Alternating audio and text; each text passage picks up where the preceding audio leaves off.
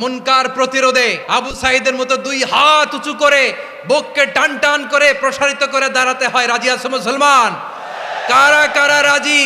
আল্লাহকে হাত দেখিয়ে প্রতিজ্ঞা করো।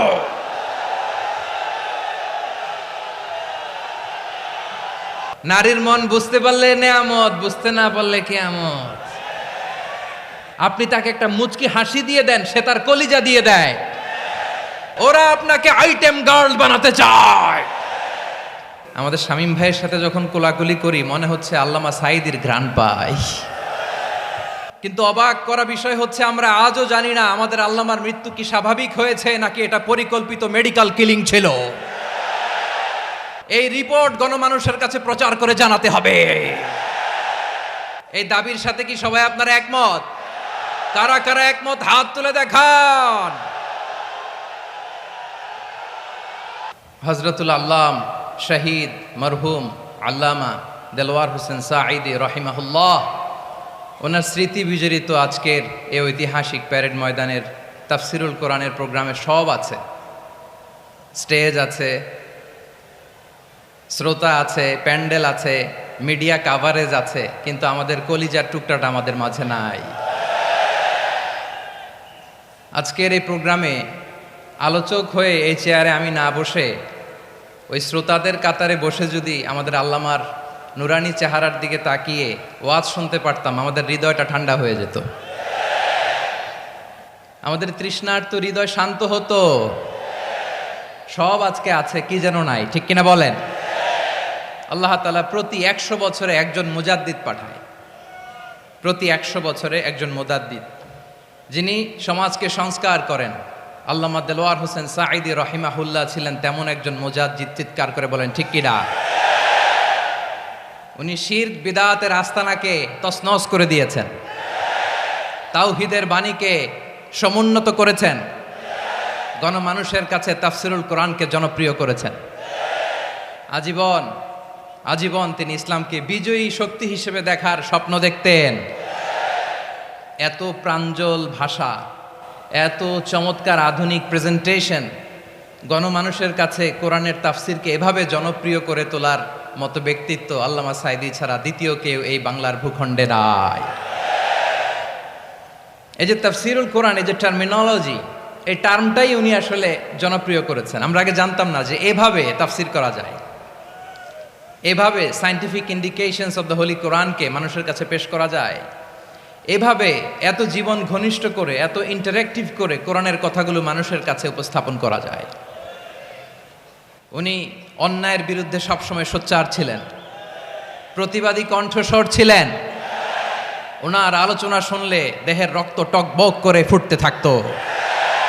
আল্লাহু আকবার, আল্লাহু আকবার, আল্লাহু আকবার। He was a strong mouthpiece of Islamic revivalism. Islamic জাগরণের স্ট্রং মাউথপিস ছিলেন আল্লামা সাঈদী রাহিমাহুল্লাহ। অনেক দোয়া পেয়েছেন, আমরা পড়েছি, এমন জীবন তুমি করিবে গঠন, মরণে হাসিবে তুমি, কাঁদিবে ভুবন। গোটা বিশ্বকে তিনি কাঁদিয়েছেন। আল্লামা যখন ইন্তেকাল করলেন, আমি তখন মালয়েশিয়া থেকে যুক্তরাষ্ট্রে একটা কনফারেন্সে যোগ দিতে যাচ্ছি, কাতার এয়ারলাইন্সে। মালয়েশিয়া থেকে দোহাতে নামলাম। দোহায় যখন আমার ট্রানজিট, তখন শুনতে পেলাম যে আল্লামা বিদায় নিয়েছেন। সোশ্যাল মিডিয়ায় শুনে বিশ্বাস করতে পারলাম না। মুহূর্তের মধ্যেই মাসুদ সাঈদী ভাইকে মেসেজ করলাম, উনি কোনো উত্তর দিতে পারলেন না। মাসুদ ভাইয়ের সাথে যখন কোলাকুলি করি, আমাদের শামীম ভাইয়ের সাথে যখন কোলাকুলি করি, মনে হচ্ছে আল্লামা সাঈদীর ঘ্রাণ পাই। শরীরটা লিটারালি কাঁপছিল, নিজেকে মানাতে পারছিলাম না, বিশ্বাস করতে পারছিলাম যে আসলে আল্লামা বিদায় নিয়েছেন। ইন দ্য মিন টাইম আমার সেকেন্ড ফ্লাইট দোহা টু নিউ ইয়র্ক, 12 ঘন্টার ফ্লাইটে উঠলাম, ইন্টারনেট থেকে বিচ্ছিন্ন হলাম। নামার পরে শুনলাম আল্লাহু আকবার, যেখানে ওনাকে কবরস্থ করার কথা ছিল সেখানেও কবর দিতে দেয়া হয় নাই। ছবিগুলো দেখতে লাগলাম, হাসিমাখা মুখ, হাসিমাখা নিথর দেহটা, মরণে হাসিবে তুমি, কাঁদিবে ভুবন। From east to west, from north to south, the entire globe, গোটা বিশ্ব ওনার জন্য কেঁদেছে, গোটা বিশ্ব কেঁদেছে। কাবার গিলাফ ধরে ধরে মানুষ চিৎকার করেছে। এর চেয়ে শ্রেষ্ঠ মৃত্যুকার হতে পারে? আমাদের আল্লামার আর কি পাওয়ার ছিল বলেন, আর কি পাওয়ার ছিল? কুল্লু নাফসিন যায়িকাতুল মাউত, যারাই দুনিয়াতে আসবে তারা ইন্তেকাল করবে, এটা আমরা মেনে নেই, এটা আমরা জানি। কিন্তু অবাক করা বিষয় হচ্ছে আমরা আজও জানি না আমাদের আল্লামার মৃত্যু কি স্বাভাবিক হয়েছে নাকি এটা পরিকল্পিত মেডিকেল কিলিং ছিল। এটা যে পরিকল্পিত মেডিকেল কিলিং ছিল এটা ধারণা করার পেছনে অনেক কারণ আছে। তিনি আধিপত্যবাদের বিরুদ্ধে সোচ্চার ছিলেন, ফ্যাসিবাদের বিরুদ্ধে সোচ্চার ছিলেন, রাজনৈতিক প্রতিহিংসার শিকার ছিলেন। এজন্য এটা মেডিকেল কিলিং হতে পারে এ ধারণা আমরা করতেই পারি। আওয়াজ করে বলেন ঠিক কিনা? যেই সময়টা আমরা কাটাচ্ছি এত সুন্দর সময় বাংলাদেশ আর পাবে না। আমাদের জন্মের পর থেকে এরকম চমৎকার সময় আমরা পাই নাই, এটাই আসল সময়। আমরা ইন্টারিম গভর্নমেন্টের কাছে দাবি জানাই উচ্চতর তদন্ত কমিটি করে এটা কি হত্যাকাণ্ড ছিল নাকি স্বাভাবিক মৃত্যু ছিল, এই রিপোর্ট গণমানুষের কাছে প্রচার করে জানাতে হবে। এই দাবির সাথে কি সবাই আপনারা একমত? কারা কারা একমত হাত তুলে দেখান।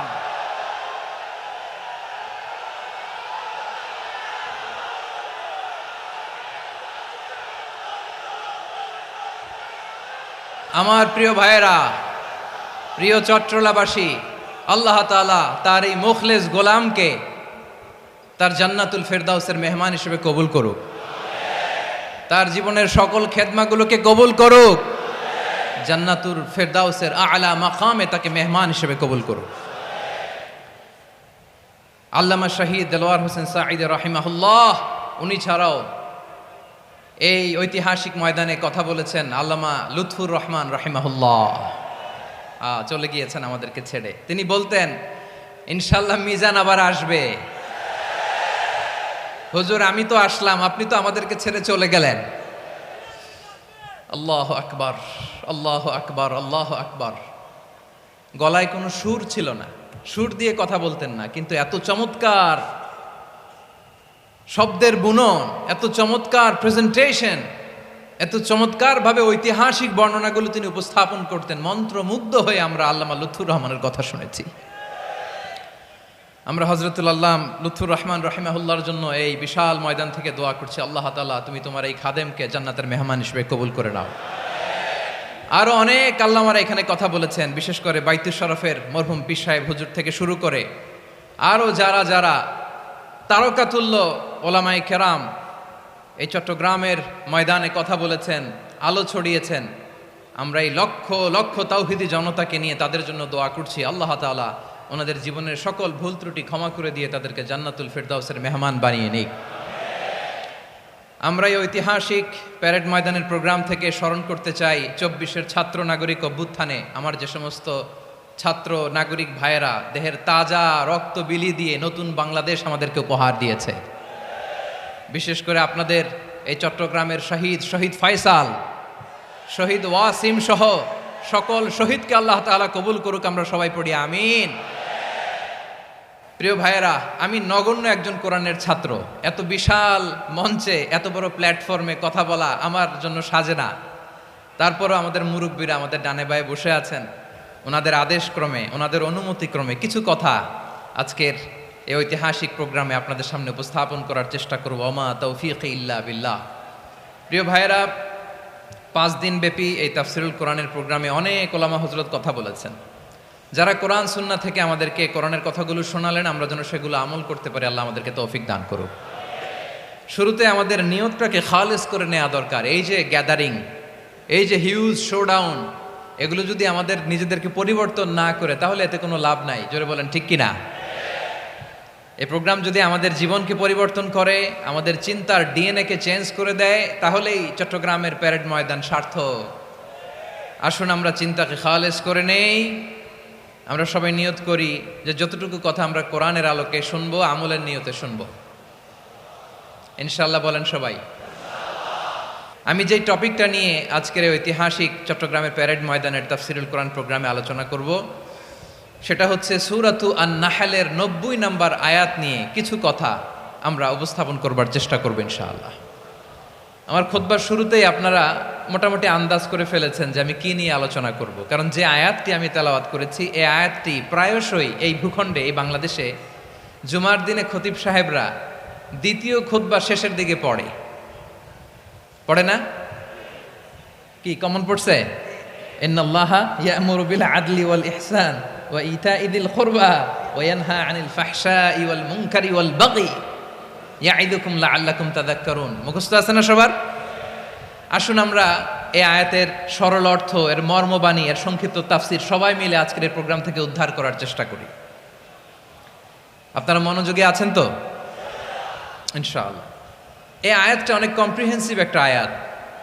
সাইয়েদনা আব্দুল্লাহ ইবনে মাসউদ রাদিয়াল্লাহু তাআলা আনহু উনি বলেছেন, ইন্নাহা মিন আজমাই আয়াতিল কুরআন, এটা কোরআনের সবচেয়ে জামে মানে আয়াত।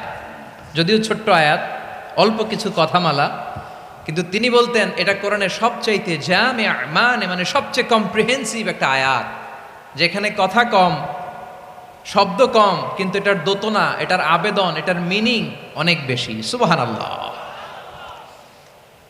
এই আয়াতে আল্লাহ তাআলা বেসিকলি আমাদেরকে তিনটা বিষয়ে আদেশ করেছেন আর তিনটা বিষয়ে বারণ করেছেন, মানে নিষেধ করেছেন। আওয়াজ করে বলুন, আদেশ করেছেন কয়টা? প্রিয় চট্টলার ভাইয়েরা, আমার মতো এই যে তিন আঙ্গুল উঁচু করে বলেন, আদেশ করেছেন কয়টা? আবার নিষেধও কয়টা? মানবো তো আমরা ইনশাআল্লাহ? বলেন সবাই। 3 do's and 3 don'ts, do's and don'ts, তিনটা আদেশ, তিনটা নিষেধ। এই তিনটা আদেশ আর তিনটা নিষেধের ভেতরে আল্লাহ তাআলা গোটা ইসলামী শরিয়ার মূল নির্যাসকে ঢুকিয়ে দিয়েছেন। সুবহানাল্লাহ।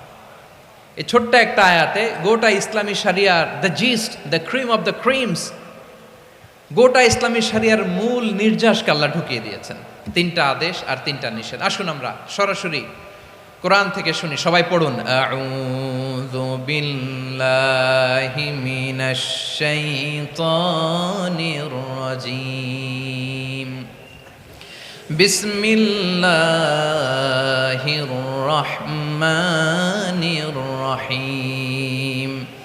ইন্নাল্লাহা ইয়া'মুরু বিল আদলি ওয়াল ইহসানি ওয়া ইতা'i যিল কুরবা ওয়া ইয়ানহা আনিল ফাহশাই ওয়াল মুনকারি ওয়াল বাগি ইয়া'ইযুকুম লা'আল্লাকুম তাযাক্কারুন।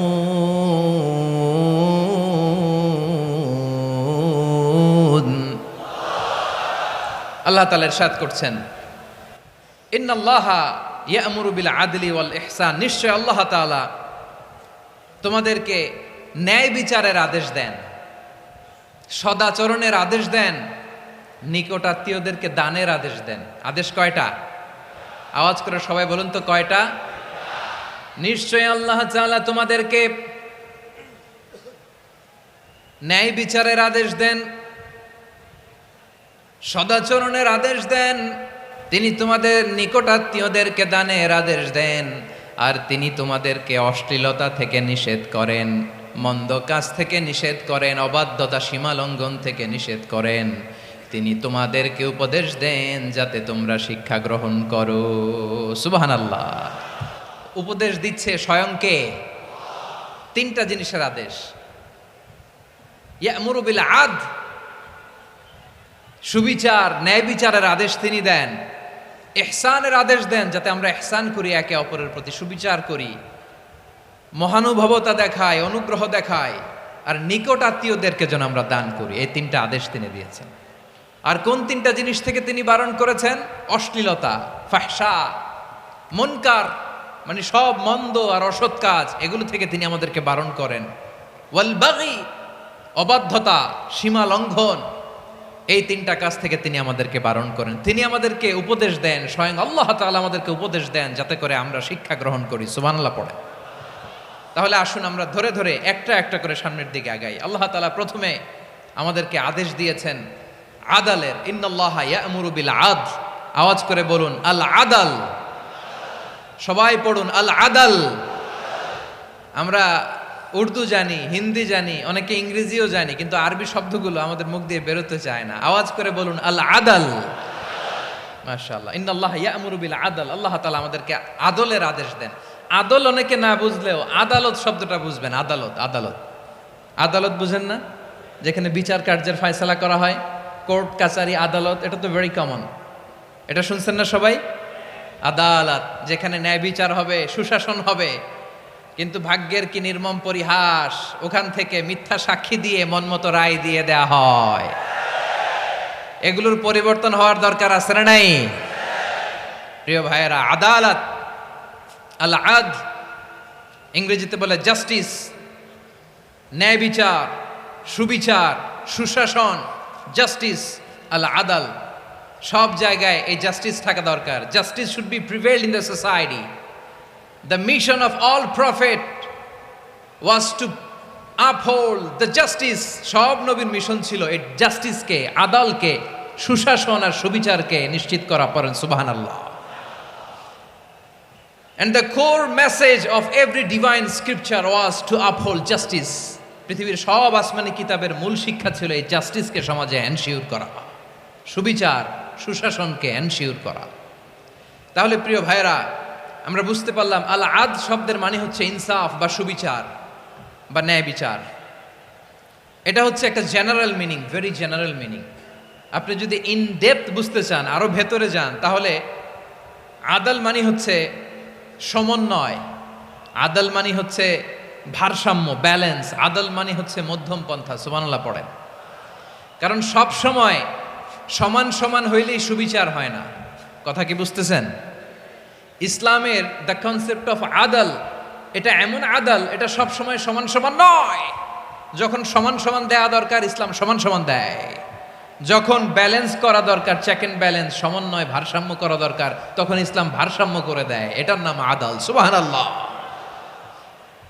সহজ করে আপনাদেরকে বুঝাই। যেমন ধরুন, একটা পরিবারের 3 জন সদস্য, স্বামী, স্ত্রী আর সন্তান। তাদের সকালবেলার ব্রেকফাস্টে স্বামীর, সকালের নাস্তায় স্বামীর 3টা রুটি লাগে, স্ত্রীর 2টা লাগে, আর সন্তানের 1টা রুটি লাগে। এখন আমি যদি সমান সমান করে আদল করতে চাই, সবাইকে যদি 3টা করে রুটি দেই, তাহলে স্বামী বেচারার জন্য ঠিক আছে? কি বলেন? কথা কি বুঝতেছেন না কষ্ট হয়ে যাচ্ছে? যদি সমান সমানের নিয়মে আগাই, তাহলে 3টা করে যদি রুটি দেই, স্বামীর জন্য ওকে, কিন্তু স্ত্রীর জন্য 1টা বেশি হয়ে যায়। আর সন্তানের জন্য কয়টা বেশি হয়? আচ্ছা, এই তো বুঝতেছেন, মাশাআল্লাহ। আচ্ছা, 2টা করে যদি সবাই রে দেয় সমান সমান নীতিতে, তাহলে স্ত্রীর জন্য, স্ত্রী বেচারির জন্য ঠিক আছে, কিন্তু স্বামীর কয়টা কম পড়ে? আর সন্তানের বেশি হয়ে যায় কয়টা? আচ্ছা, সমান সমান নীতিতে সবাইকে যদি সকালের নাস্তার জন্য 1টা করে রুটি দেই, সন্তানের জন্য ঠিক আছে, কিন্তু স্ত্রী বেচারির কম পড়ে কয়টা? স্বামীর কম পড়ে কয়টা? 2টা। কথা কি বুঝতেছেন?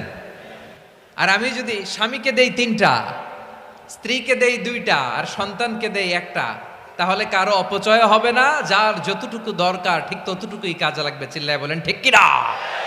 এটাই হচ্ছে ইসলামের আদল, যেখানে যার যতটুকু দরকার তাকে সেখানে ঠিক ততটুকু দিয়ে দেওয়ার নামই হচ্ছে আদল। চিল্লায় পড়েন আল্লাহু আকবার। রব্বুল আলামিন বলেন, ইউসিকুমুল্লাহু ফি আওলাদিকুম লিযযাকারি মিসলু হাযযিল উনসায়াইন। আল্লাহ তোমাদেরকে ওসিয়ত করেন, তোমাদেরকে আদেশ দেন, উত্তরাধিকার সম্পদ যখন বন্টন হবে, ছেলেরা যতটুকু পাবে, মেয়ে পাবে তার অর্ধেক। সুবহানাল্লাহ বলেন। দেখেন, ছেলে যদ্দূর, মেয়ে অর্ধেক, ছেলে ডবল পাবে। আপাত দৃষ্টিতে মনে হয় এখানে অবিচার হয়েছে, কিন্তু আসলে কি অবিচার হয়েছে? আপনি বিয়ের ক্ষেত্রে যান, ওইখানে আবার ছেলে মোহরানা দেয়, মেয়ে সেখানে মোহরানা পায়। তাহলে চেক এন্ড ব্যালেন্স, ভারসাম্য, ব্যালেন্স, মধ্যম পন্থা এখানে আছে না নাই?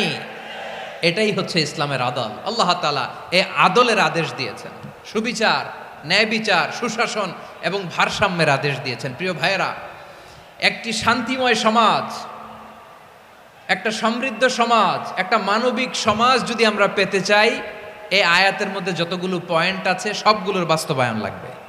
কথা বুঝতে পেরেছেন? বলেন, আওয়াজ করে বলেন, আমরা একটা শান্তির সমাজ চাই কি চাই না?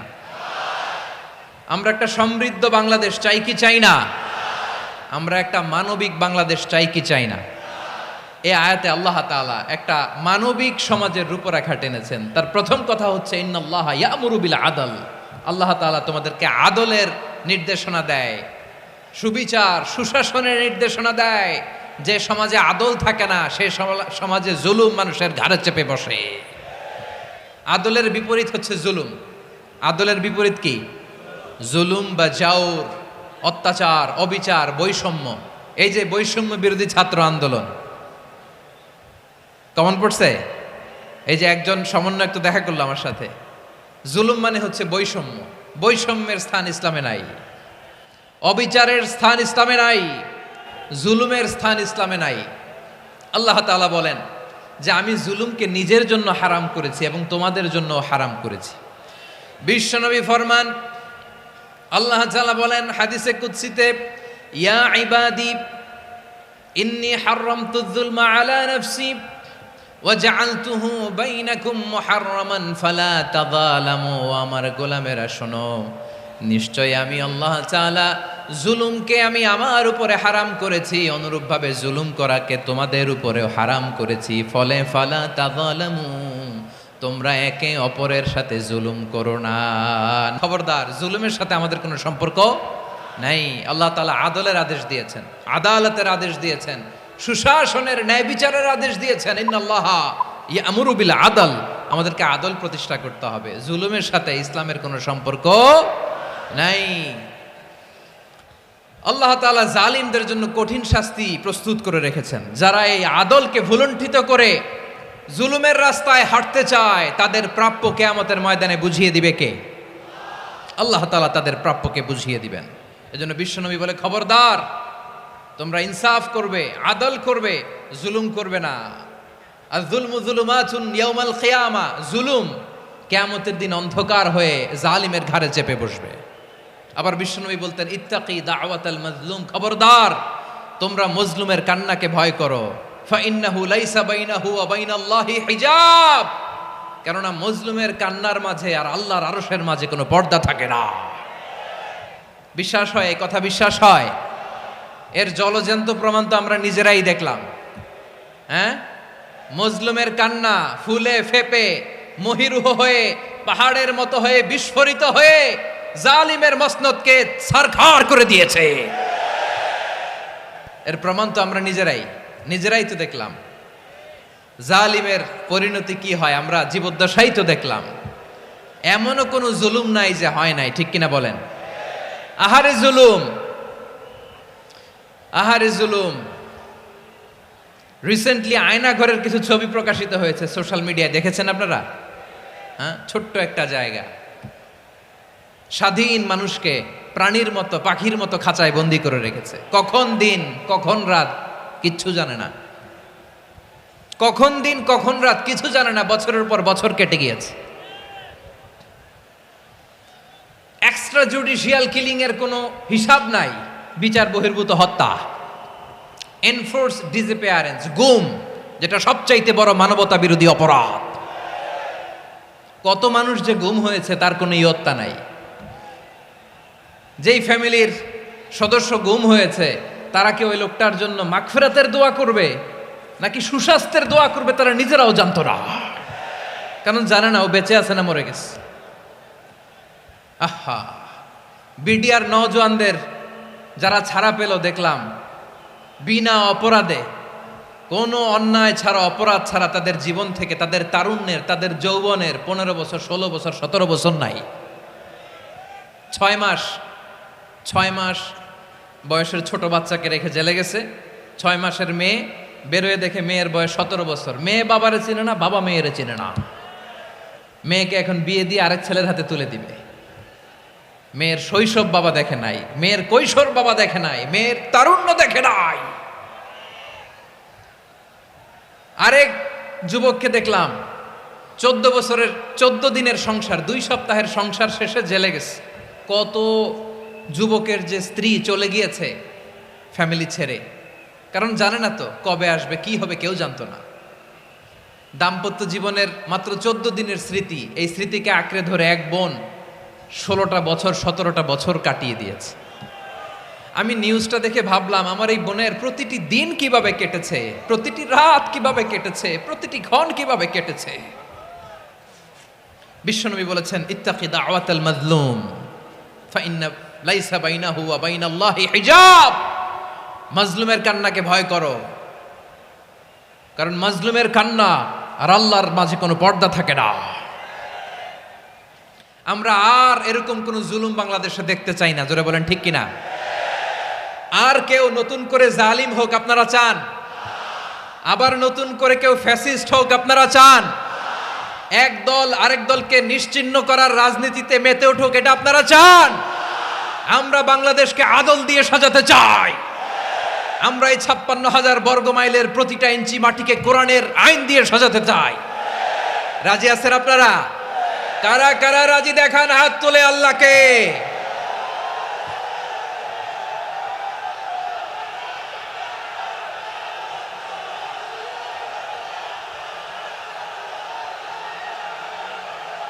আমার প্রিয় বীর চট্টলার তৌহিদি মুসলমান, আমরা আর নতুন করে কেউ জালিম হোক এটা চাই না, নতুন করে আবার কেউ ফ্যাসিস্ট হোক আমরা চাই না, এক দল আরেক দলকে নিশ্চিহ্ন করার রাজনীতি করুক আমরা চাই না। আমরা সুশাসনের বাংলাদেশ চাই, আমরা মানবিক বাংলাদেশ চাই, আমরা একটা সমৃদ্ধ বাংলাদেশ চাই, আমরা বিশ্বের বুকে সম্মান নিয়ে মাথা উঁচু করে দাঁড়াতে চাই, ঠিক কিনা বলেন?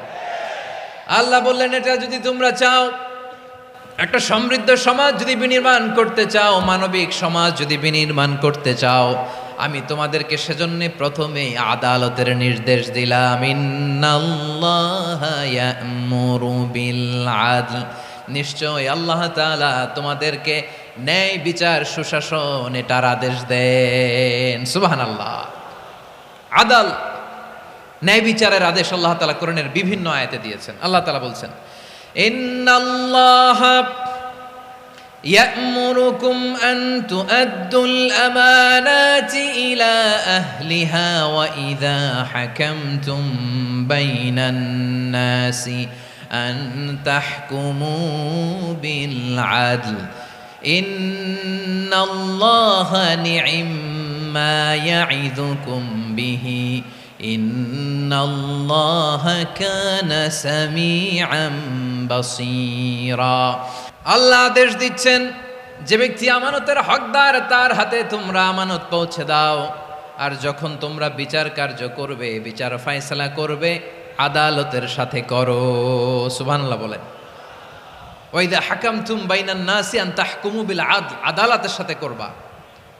আল্লাহ তাআলা বলেন, যারা জাজ হবে, বিচারক হবে, তাদের যদি বাদী বিবাদীর কারোর সাথে শত্রুতা থাকে, কারোর সাথে যদি কোনো ধরনের রেষারেষি থাকে, আল্লাহ বলেন বিচার কার্য করতে যে ওই শত্রুতা রেষারেষির কারণে আদালতের বাইরে যে অবিচার করে বিচার করো না। ওয়ালা ইয়াজরিমান্নাকুম শানাআনু কওমিন আলা আল্লা তা'দিলু ই'দিলু হুয়া আকরাবু লিত্তাকওয়া ওয়াত্তাকুল্লাহা ইন্নাল্লাহা খাবীরুম বিমা তা'মালুন। খবরদার কোন জাতির প্রতি, কোন গোষ্ঠীর প্রতি, কোন গোত্রের প্রতি আক্রোশ যেন তোমাদেরকে ন্যায় বিচার থেকে দূরে সরিয়ে না দেয়, বরং আমি আল্লাহর আদেশ হলো ই'দিলু, তোমরা আদল করো, ন্যায় বিচার করো, সুবিচার করো, সুশাসন প্রতিষ্ঠা করো। হুয়া আকরাবু লিত্তাকওয়া, এটাই তাকওয়ার সবচেয়ে কাছাকাছি। সুবহানাল্লাহ বলেন। কোরআনের বিভিন্ন আয়াতে আল্লাহ তাআলা স্পেসিফিকলি ধরে ধরে বিচার করার সময় আমরা যেন আদাল করি সেটা বলেছেন। কোরআনের কোন কোন জায়গায় আল্লাহ তাআলা এই আল আদ শব্দটা ব্যবহার করেছেন। আবার একই জিনিস ইনসাফ, সুবিচার, সুশাসন, ন্যায় বিচার, ন্যায় পরায়ণতা বুঝাতে আল্লাহ তাআলা কখনো কখনো আল কিসত শব্দটা ব্যবহার করেছেন। আওয়াজ করে সবাই বলুন আল কিসত। প্রিয় ভাইরা, সবাই আওয়াজ করে আমার সাথে সাথে বলুন আল কিসত। আল্লাহ তাআলা বলেন, ওয়া ইন হাকামতা ফাহকুম বাইনাহুম বিল কিসতি ইন্নাল্লাহা ইউহিব্বুল মুকসিতিন। যখন তুমি বিচার করবে, বিশ্বনবীকে উদ্দেশ্য করে অ্যাড্রেস করে বললেন, নবী হে, ইহুদিরা কোনো বিষয়ে মীমাংসার জন্য যদি আপনার দরবারে আসে, যদি বিচার করতে হয়, খবরদার অবিচার করবেন না। ফয়সালা যেটা করবেন কিসতের সাথে করবেন, ন্যায় পরায়ণতার সাথে করবেন, কারণ ইন্নাল্লাহা ইউহিব্বুল মুকসিতিন, নিশ্চয় আল্লাহ রাব্বুল ইজ্জাত ন্যায় পরায়ণশীলদেরকে বড্ড ভালোবাসেন। সুবহানাল্লাহ বলেন। ন্যায় পরায়ণ লোকদেরকে আল্লাহ তাআলা বড্ড ভালোবাসেন। অন্য আয়াতে আল্লাহ তাআলা বলছেন, وَنَضَعُ الْمَوَازِينَ الْقِسْطَ لِيَوْمِ الْقِيَامَةِ فَلَا تُظْلَمُ نَفْسٌ شَيْئًا। আমি কিয়ামতের দিন ন্যায়পরায়ণতার মানদণ্ড স্থাপন করব, যেটাকে আমরা মিজানের পাল্লা বলি। আল্লাহ বলেন ন্যায় বিচারের মানদণ্ড কিয়ামতের ময়দানে আমি আল্লাহ স্থাপন করব। সেদিন কারো প্রতি বিন্দু পরিমাণ, এক চুল পরিমাণ অবিচার করা হবে না, কোনো অবিচার করা হবে না। সেদিন সুশাসন হবে, সুবিচার হবে, ন্যায় পরায়ণতার সাথে বিচার হবে। আওয়াজ করে পড়েন আল্লাহু আকবার। তাহলে প্রিয় ভাইরা, যে তিনটি বিষয়ে আল্লাহ তাআলা আমাদেরকে আদেশ দিয়েছেন, তার প্রথমটা হচ্ছে আদালত, ইনসাফ, সুবিচার, ন্যায় বিচার। এটা আমরা চাই কি চাই না? বিশ্বনবী ন্যায় বিচার, ন্যায় পরায়ণতা, সুশাসন প্রতিষ্ঠিত করেন কি করেন নাই? আপনারা বিশ্বনবীর সিরাত যারা পড়েছেন, আপনি দেখবেন বিশ্বনবীর সিরাতের পরতে পরতে, বাঁকে বাঁকে, সিরাতের বাঁকে বাঁকে এই আদালতের নমুনা মেলে। সুবহানাল্লাহ বলেন। ছোট্ট একটা নমুনা রাসূল সাল্লাল্লাহু আলাইহি ওয়াসাল্লামের আসিরা আল আতরা থেকে ছোট্ট একটা নমুনা আপনাদের খেদমতে এখানে উপস্থাপন করি। বিশ্বনবী সাল্লাল্লাহু আলাইহি ওয়াসাল্লাম মক্কা বিজয় করলেন ৮ম হিজরিতে। মক্কা বিজয় শেষে তিনি কয়েক সপ্তাহ মক্কাতে অবস্থান করলেন। ইন দ্য মিন টাইম মক্কার একটা ভেরি প্রেস্টিজিয়াস অ্যান্ড ডিগনিফাইড ফ্যামিলির নারী চুরিতে ধরা পড়ল। কিসে ধরা পড়ল? সবাই বলেন কিসে?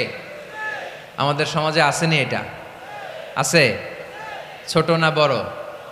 হ্যাঁ, হিসাব করে শেষ করা যায় না। ৩.৫ লাখ কোটি টাকা নাই উন্নয়ন প্রকল্পের নামে। উন্নয়ন প্রকল্পের নামে ৩.৫ লাখ কোটি টাকা নাই। ৩.৫ লাখ কোটি টাকা লিখতে পারবেন আপনি? এক টানে লিখতে পারবেন? বুঝতেছেন কত বড় সংখ্যা? হ্যাঁ, বনু মাখজুমিয়া গোত্রের এক নারী মক্কায় চুরিতে ধরা পড়ল। বলেন তো চুরি করলে বিধান কি? কি কাটতে হবে? চুরির বিধান হলো হাত কেটে দাও। তাও সেটা গোপনে নয়, প্রকাশ্যে জনসম্মুখে হাত কেটে দাও। বনু মাখজুমিয়া গোত্রের নারী যখন চুরিতে ধরা পড়ল, সাহাবারা চিন্তায় পড়ে গেলেন। সবেমাত্র মক্কার লোকেরা কালিমা পড়ে মুসলমান হয়েছে, ইসলামের আইন কানুন তেমন জানে না, ইসলামী শরিয়ার সাথে বেশি পরিচিত নয়। এখন যদি বিশ্বনবী চুরির যেই বিধান এটা যদি কায়েম করে হাত যদি কেটে দেয়, না জানি মক্কার লোকেরা আবার বিগড়ে যায়, না জানি মক্কার লোকেরা আবার মুরতাদ হয়ে যায়, না জানি মক্কার লোকেরা ইসলাম থেকে দূরে সরে যায়।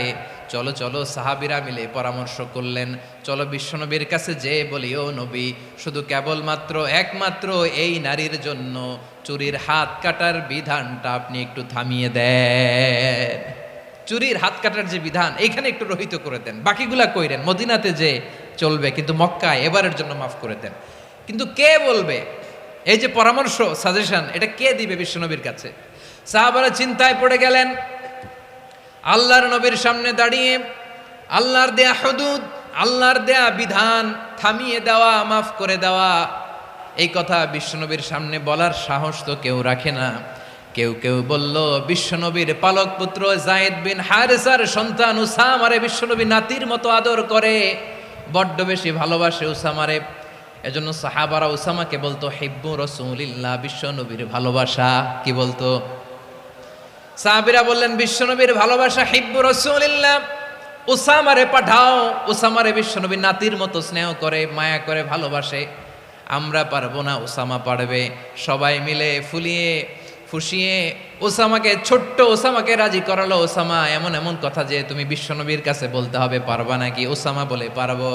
সাইয়েদনা ওসামা রাদিয়াল্লাহু তাআলা আনহু তরুণ সাহাবী বিশ্বনবীর কাছে গেলেন, যে বললেন, নবী, বনু মাখজুমিয়া গোত্রের এক নারী চুরিতে ধরা পড়েছে, এবারের জন্য কি এই মহিলাটারে মাফ করে দিলে হয় না? এবারের জন্য একটু ক্ষমা করা যায় না নবী? বিশ্বনবী বলেন, আতাশফাউ ফি হাদ্দিম মিন হুদুদিল্লাহ, তোমার এত বড় সাহস উসামা, তুমি আল্লাহর হাদ, আল্লাহর দেয়া বিধান, এটার ব্যাপারে সুপারিশ করতে এসেছো? তোমরা কি জানো তোমাদের আগে যত কওম, যত গোত্র, যত জনপদ ধ্বংস হয়েছে তার কারণ ছিল তাদের মধ্যে গরিবরা অন্যায় করলে তারা বিচার করত, আর ধনীরা অন্যায় করলে তারা মাফ করে দিত। খবরদার, ওয়া আইমুল্লাহ লাউ আন্না ফাতিমাতা বিনতি মুহাম্মাদিন সারাকাত লাকাতা মুহাম্মাদুন ইয়াদাহা। বিশ্বনবী বললেন, ওরে ওসামা, বানু মাখজুমিয়ার ওই প্রেস্টিজিয়াস এন্ড ডিগনিফাইড ফ্যামিলির মেয়ে তো দূর কি বাত, অনেক দূরের কথা। জেনে রেখো ওসামা, আমার কলিজার টুকরা নয়নের পুটুলি ফাতেমাও যদি মক্কার জমিনে আজকে এই চুরির দায়ে ধরা পড়তো, আমি বিশ্বনবী মুহাম্মাদুর রাসূলুল্লাহ ধরে ফাতেমার ডান হাতটা কেটে দিতে এক বিলম্ব দেরি করতাম না। ইন্নাল্লাহা ইয়া'মুরু বিল আদল, আমাদেরকে জাস্টিস শিখায় পশ্চিমারা, আমাদেরকে ইনসাফ শিখায়, আমাদেরকে সুশাসন শিখায়। আর ইনসাফ, সুশাসন, ন্যায় বিচার, সুবিচার, জাস্টিস কারে বলে বিশ্বনবীর বায়োগ্রাফি থেকে জেনে নাও। এই ছিল বিশ্বনবী ইসলামের আদালতের নমুনা। আপনি যদি সাইয়েদনা ওমর ফারুকের জীবনের দিকে তাকান, এমন কঠোর, এমন বীর সেনানী ছিলেন। সাইয়েদনা ওমর ফারুক যদি রাস্তার এই মাথা দিয়ে হাঁটা শুরু করতেন, শয়তান ওমর ফারুককে দেখলে ওই রাস্তা রেখে দিয়ে অন্য রাস্তা দিয়ে হাঁটতো। সুবহানাল্লাহ। ওমর ফারুক রাদিয়াল্লাহু তাআলা আনহু কি পার্সোনালিটি ছিল, কি পার্সোনালিটি। আমাদের এলাকায় ছোট বাচ্চারা রাতে ভাত খেতে চায় না, আমার মেয়েটাও খেতে চায় না। এই এটা দিব, ওইটা দিব, আজকে মাহফিলে আসার সময় বলে দিছে লিস্ট করে এটা এটা আনতে হবে। তো ছোট্ট বাচ্চাদের অনেক বায়না থাকে, ওরা রাতে খেতে চায় না। তো মায়েরা বিভিন্ন ভয় দেখায়, এই বাঘ আসবে, বাঘ আসবে খাও, এই ভূত আসবে, ভূত আসবে খাও। আপনারা কি বলেন চট্টগ্রামে? কি আসবে? হ্যাঁ, ভূত, ভূত, ভূত আসবে, বাঘ আসবে, খাও খাও খাও, তাড়াতাড়ি খাও। তো বাচ্চারা এগুলো শুনে ভয়ে খেতে শুরু করে। মদিনার জমিনেও একই ঘটনা ঘটতো। মদিনার ছোট্ট ছোট্ট সোনামণিরা খেতে চাইতো না। তো মায়েরা বলতো, হা হুয়া ইয়াতি উমর, হা হুয়া ইয়াতি উমর, ওই যে উমর আসতেছে, উমর। ওমরে ফারুকের কথা শুনলে বাচ্চারা একেবারে ঠান্ডা। সুবহানাল্লাহ পড়বেন না? প্রভু তুমি বলেছ রাসূল দেবে না, বলনি দেবে না ওমর, বলনি দেবে না হামজা তারিক, খালিদ বিজয় সমর। প্রভু তুমি বলেছ রাসূল দেবে না, বলনি দেবে না ওমর, বলনি দেবে না হামজা তারিক, খালিদ বিজয় সমর। প্রভু তুমি বলেছ রাসূল দেবে না। আল্লাহু আকবার। ওমর ফারুক রাদিয়াল্লাহু তাআলা আনহু, ওনার কথা শুনলে গায়ের মধ্যে গুজবাম হয়, গায়ের পশমগুলো দাঁড়িয়ে যায়। সুবহানাল্লাহ বলেন। কি পার্সোনালিটি ছিল, কি ব্যক্তিত্ব ছিল। মুনাফিকরা ওমর ফারুককে জমের মতো ভয় পেতেন। শয়তান, খুদ শয়তান এই রাস্তা দিয়ে আসলে শয়তান অন্য রাস্তা দিয়ে হাঁটতো। ওমর ফারুক রাদিয়াল্লাহু তাআলা আনহুর জীবনে যদি দেখেন, তাহলে সেখানে আপনি আদালতের, ইনসাফের, সুশাসনের, জাস্টিসের নমুনা দেখতে পাবেন। কয়টা শুনবেন? সাইয়েদনা ওমর ফারুকের রাদিয়াল্লাহু তাআলা আনহুর সন্তান আব্দুর রহমান মিশরে মদ খেয়ে মদ্যপ অবস্থায় ধরা পড়েছে। মদ খাওয়ার কারণে, মদ যদি কেউ পান করে আর যদি প্রমাণিত হয়, তার বিচার হলো 80 বেত। আওয়াজ করে বলেন কয় বেত? বাংলাদেশেও তো এই আইন আছে নাকি? বাংলাদেশে আছে? হ্যাঁ, মদ খাইলে 80 বেত, এই আইন বাংলাদেশে চালু হোক। আমরা চাই কি চাই না? চাই সবাই। এজন্যই তো ইসলাম ভাল লাগে না। ইসলামকে ভাল লাগে না। ইসলামকে আউট করে রাখতে পারলেই তো এরকম বড় বড় বোতল খাওয়া যায়। একেবারে সহজ, পানির মতো সহজ, হিসাব একেবারে সহজ। ওমর ফারুক রাদিয়াল্লাহু তাআলা আনহুর ছেলে ভুল করে মদ পান করে ফেলেছিলেন। আব্দুর রহমান, ঘটনা ঘটেছে মিশরে। মিশরের গভর্নর তখন আমর ইবনুল আস রাদিয়াল্লাহু তাআলা আনহু। আব্দুর রহমানের ভাই যে গভর্নরকে বলল, গভর্নর যদি একটু দয়া করেন, খলিফার ছেলে আমার ভাই আব্দুর রহমান মদ্যপ অবস্থায় ধরা পড়েছে, জনসম্মুখে যদি আপনি বেত্রাঘাত করেন, আমাদের প্রেস্টিজ থাকে না। যদি 80 বেত আপনি মারেন, আমার কোনো কথা নাই, কিন্তু ঘরের ভেতরে মারেন। আব্দুর রহমানের ভাইয়ের সুপারিশ শুনে সাইয়েদনা আমর ইবনুল আস রাদিয়াল্লাহু তাআলা আনহু রাজি হয়ে গেলেন। ঘরের ভেতরে লোকচক্ষুর আড়ালে 80 বেত তিনি মানলেন। কিন্তু ঘটনাক্রমে এই কথা লুকিয়ে লুকিয়ে ঘরের ভেতরে 80 বেত মারার কথা সাইয়েদনা ওমর ফারুক মদিনা থেকে জানতে পারলেন। মদিনা থেকে তিনি ফরমান জারি করলেন, এই বিচার যেমনটি আমর ইবনুল আস আদায় করেছে, এটা প্রকৃতপক্ষে আদায় হয় নাই। আসো সবাই মদিনায় আসো, আমর ইবনুল আস মদিনায় আসো, আব্দুর রহমানও আসো, সবাই আসো, জনসম্মুখে এই বিচার কার্যকর করতে হবে। সাইয়েদনা ওমর ফারুক মসজিদে নববীর পিলারের মধ্যে নিজের ছেলেকে বাঁধলেন, আবার জনসম্মুখে 80টা বেত তার গায়ের মধ্যে মারলেন। মাজমুয়ে ফাতাওয়া ইবনে তাইমিয়া রাহিমাহুল্লাহ উনি এটা নকল করেছেন। এটা সবচেয়ে বিশুদ্ধ মত। আর অনেক মত আছে, মারা গেছে কবরের উপর, ওগুলো বাদই দিলাম। কেমন খলিফা ছিলেন, কেমন খলিফা! পশ্চিমারা তোমরা জাস্টিস আমাদেরকে শেখাও, ইনসাফ কারে বলে সুশাসন আমাদেরকে তোমরা শিখাও। ওমরে ফারুক রাদিয়াল্লাহু তাআলা আনহু ওই বিচারকে তিনি ধর্তব্য মনে করেন নাই। মদিনাতে এনে আবার জনসম্মুখে আবার 80 বেত মেরেছেন। মিশরে ওমরে ফারুক রাদিয়াল্লাহু তাআলা আনহু আমর ইবনুল আসকে গভর্নর করে পাঠালেন। সেখানে আমর ইবনুল আসের ছেলে একটা প্রতিযোগিতায় রানার আপ হয়েছে। এক মিশরি সেখানে চ্যাম্পিয়ন হয়েছে। রানার আপ বুঝতে পেরেছেন তো? রানার আপ সেকেন্ড হয়েছে, এক মিশরি হয়েছে চ্যাম্পিয়ন প্রথম। কিন্তু গভর্নরের ছেলে ও জিততে পারে নাই। ও রাগে ওই মিশরির গায়ের মধ্যে কয়েকটা লাঠি দিয়ে বাড়ি মেরেছে। মিশরি যে মদিনাতে ওমরে ফারুকের কাছে বিচার দিলেন, আপনার গভর্নরের ছেলে অন্যায়ভাবে আমার গায়ে হাত তুলেছে। সাইয়েদনা ওমরে ফারুক আবার ফরমান জারি করলেন, আসো মদিনাতে আসো। মিশরীকে ডাকলেন। ওই মিশরের গভর্নর আমর ইবনুল আস রাদিয়াল্লাহু তাআলা আনহুকে ডাকলেন, তার ছেলেকেও ডাকলেন। সবাই বসে রইল। আমর ইবনুল আস রাদিয়াল্লাহু তাআলা আনহু মাথা নিচু করে বসে আছেন, লজ্জায় কাচুমাচু। হায় হায়, আজকে আমার ছেলের কারণে আমিরুল মুমিনিন খলিফাতুল মুসলিমিন ওমরে ফারুকের কাছে আমি জনসম্মুখে লজ্জিত হচ্ছি। সাইয়েদনা ওমরে ফারুক বললেন, এই নাও লাঠি। গভর্নরের ছেলে তোমার মাথার মধ্যে যতগুলো বাড়ি মেরেছে, আজকে জনসম্মুখে তুমি অতগুলা বাড়ি মারো। মিশরি বলে, থাক, আপনি যে ডেকে আনছেন সবার সামনে এটা বলছেন, এতেই আমি খুশি। আল্লাহু আকবার! আপনার মহানুভবতা দেখে আমি খুশি, আর অপমানের দরকার নাই। ওমরে ফারুক বলে, না, খবরদার, এই কথা মিশরি তুমি বলো না, মারো, যতগুলা বাড়ি মেরেছে মারো।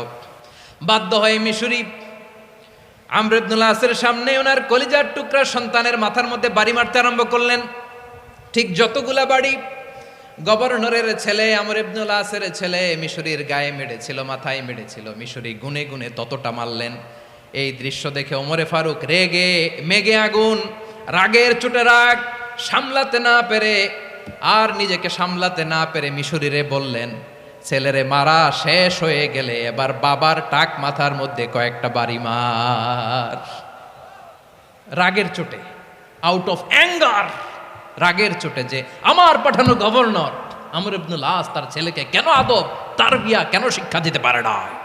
ছেলেরে মারা হইলে এবার আমর ইবনুল আসের মাথার মধ্যে দুইটা মারো। এটা রাগে বলেছেন, এটা শাস্তি হিসেবে না। সুবহানাল্লাহ পড়ে। তোমরা আমাদেরকে সুশাসন শিখাও, আমাদেরকে সুশাসন শিখাও। বিশ্বনবী বলেন, আদল এটা যেন তেন বিষয় না, এটা দিয়েই মানবিক সমাজ গড়তে হবে।